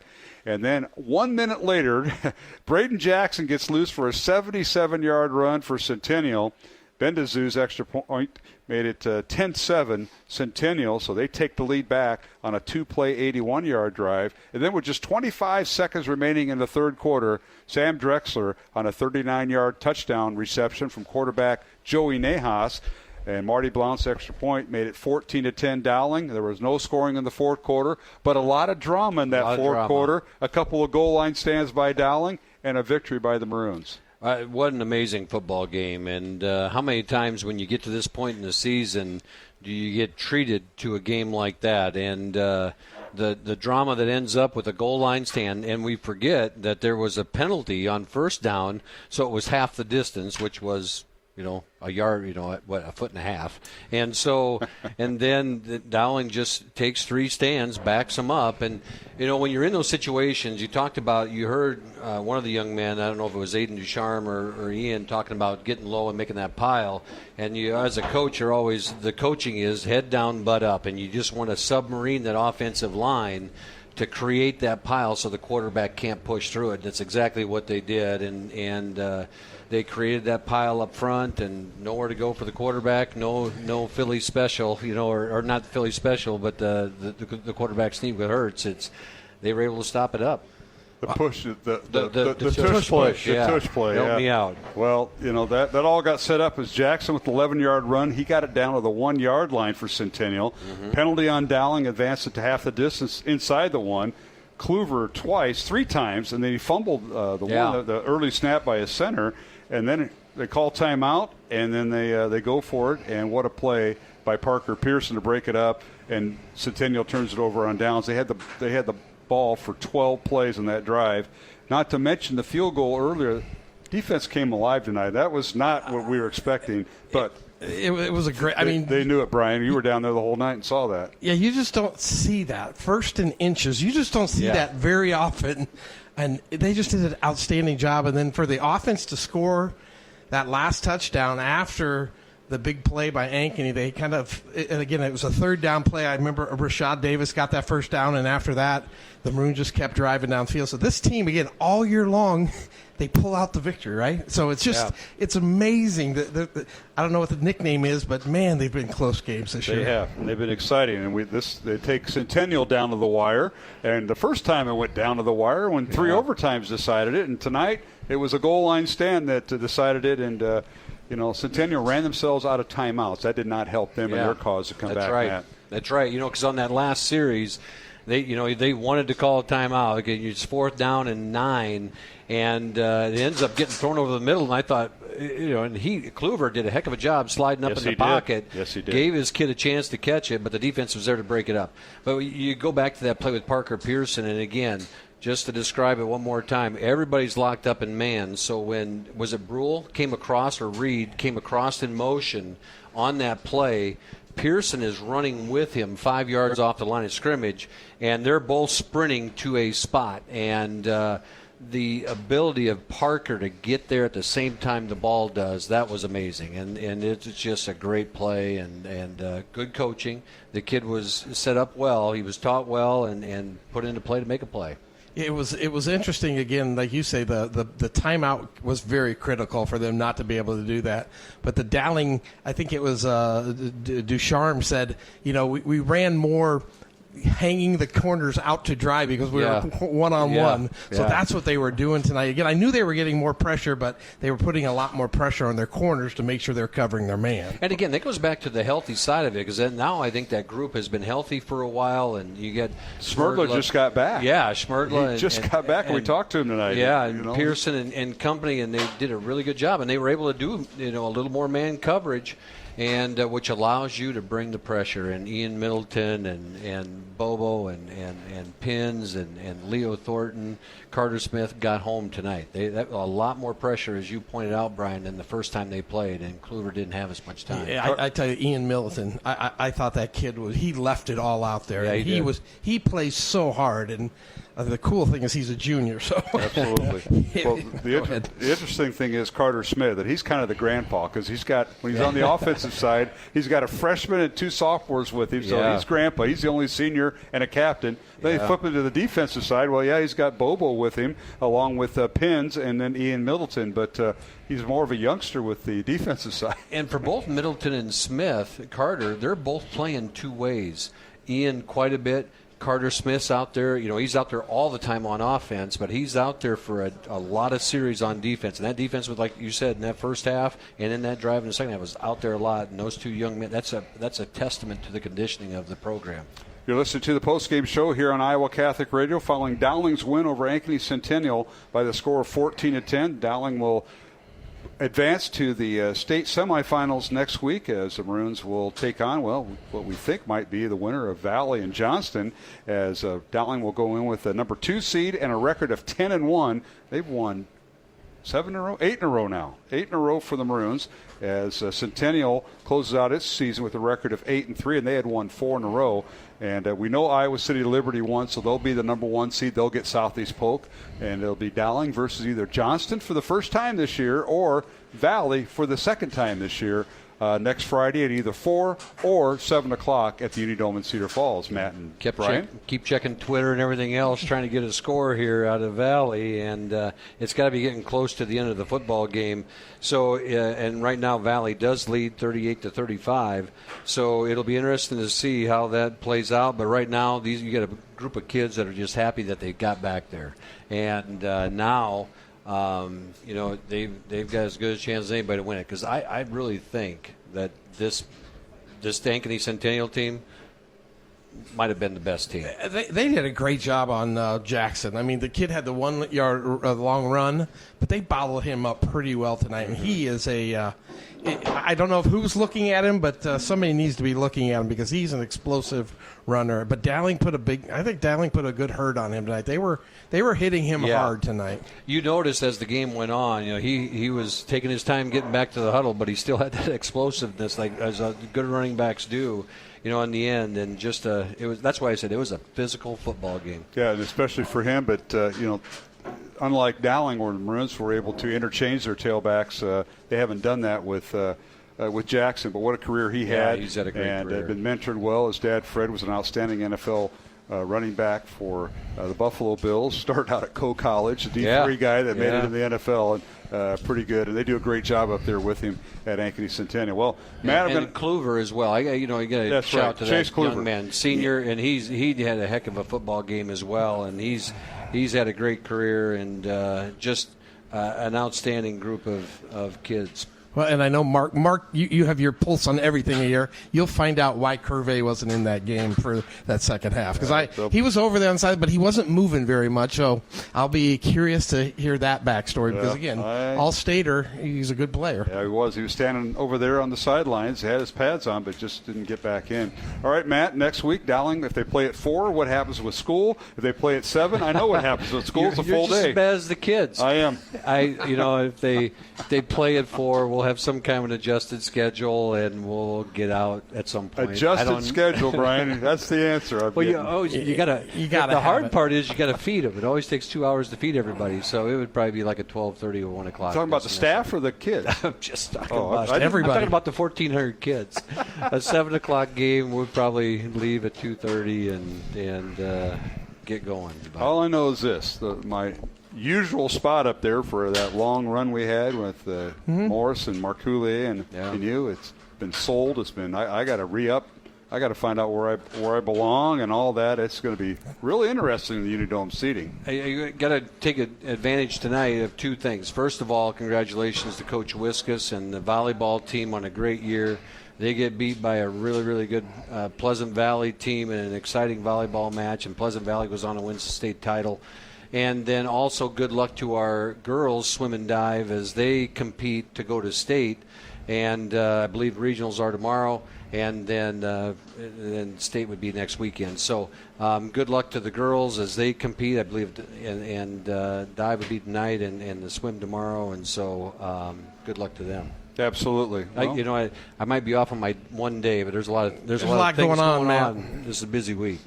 That's true. Brian, any final thought? First of all, thanks to you and Taylor Bennett for doing the sidelines. We're not going to be able to have that in the Unidome, but thanks for coming out of retirement. It was great. It was an exciting season to do it, that's for sure.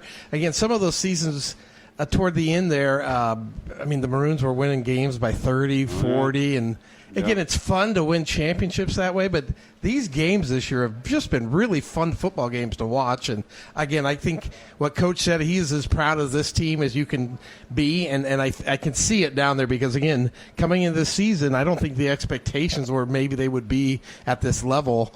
So I'm happy for Coach and all the players because I know they all work really hard. 20 years at Dowling, Coach Wilson, and this is the youngest team he's ever had, and it starts with up front. That offensive line is just gelled, and hats off. Yeah. And I kid, Coach Pollock and the other assistants out there that are with that. They do a great job, but I'll tell you, they have progressed throughout the year, and they've done a nice job with that offensive line. Casey Shelton, Andy Pollock, and others. So that offensive line is where it all starts, and they've done a nice job with a very young team with the old man Carter Smith at center. Everybody else is sophomores and freshmen. Yeah. Wow. It's you just don't see that very much at Dowling Catholic. Not in 5A football. Not in 5A football. No. All right. Well, guys, thank you. And Brian, thank you. And Taylor. You bet. Taylor Bennett. And you had some pretty good weather. We had no snow, no rain. I was in shorts for every game except this one. Yeah. Great night tonight, no wind, so I can't complain. Yeah, it was. And, Matt, thanks for all you do. Bet. We appreciate that. I know our listeners do, getting your perspective. And that'll wrap up tonight with Iowa Catholic Radio. Matt and I will be in the Unidome either at 4 o'clock or 7 o'clock next Friday night. We'll go on the air about a half hour earlier, and it'll be Dowling. And we're guessing the winner of Johnston Valley. Keep checking. Pretty sure. Don't have a final yet. And if it's Johnston, it'll be the first time these two teams met in a couple of years. And if it's Valley, it'll be a rematch of week 2 or 3. So we'll see how that'll go. It's a final. Valley did win 38-35. Wow. Dowling Valley rematch. We'll have it next Friday from the Unidome in Cedar Falls. How strange, yeah. All right. Well, that'll wrap up our broadcast. For my broadcast partner, Brian Morris, and also for Taylor Bennett, who helped out in the sidelines this year, and for Matt Maindring, I'm Mark Amadale. Thanks to our folks behind the scenes, including Roman Wilkham, our studio producer, our halftime guest, Justin Einerson. The final score for the final time, Dowling Catholic a winner tonight as the Maroons defeat Ankeny Centennial by the score of 14-10. The Maroons improve their record and move on to the semifinals with a record of 10-1 and a number 2 seed. Centennial falls to 8-3, and congratulations to on a fine season the Jaguars had under head coach Jerry and Ryan Pizzetti. And again, for everybody, including our sponsors, this is Mark Amadale saying goodnight and so long from MediaCom Stadium on the campus of Drake University in Des Moines. Again, the final, Dowling 14, Centennial 10. We'll talk to you next Friday afternoon or evening at the Unidome in Cedar Falls for the 5A semifinals. Have a good evening, everyone. Coverage of Dowling Catholic sports is underwritten by Ashworth Vision Clinic, Construction Professionals, Mercy One, Blessman International, the Catholic Tuition Organization, Fast Signs in Clive, Skeffington's Formal Wear, and Bosun the Florist. please support the businesses that underwrite Iowa Catholic Radio. The preceding has been a Dowling Catholic Sports presentation on Iowa Catholic Radio.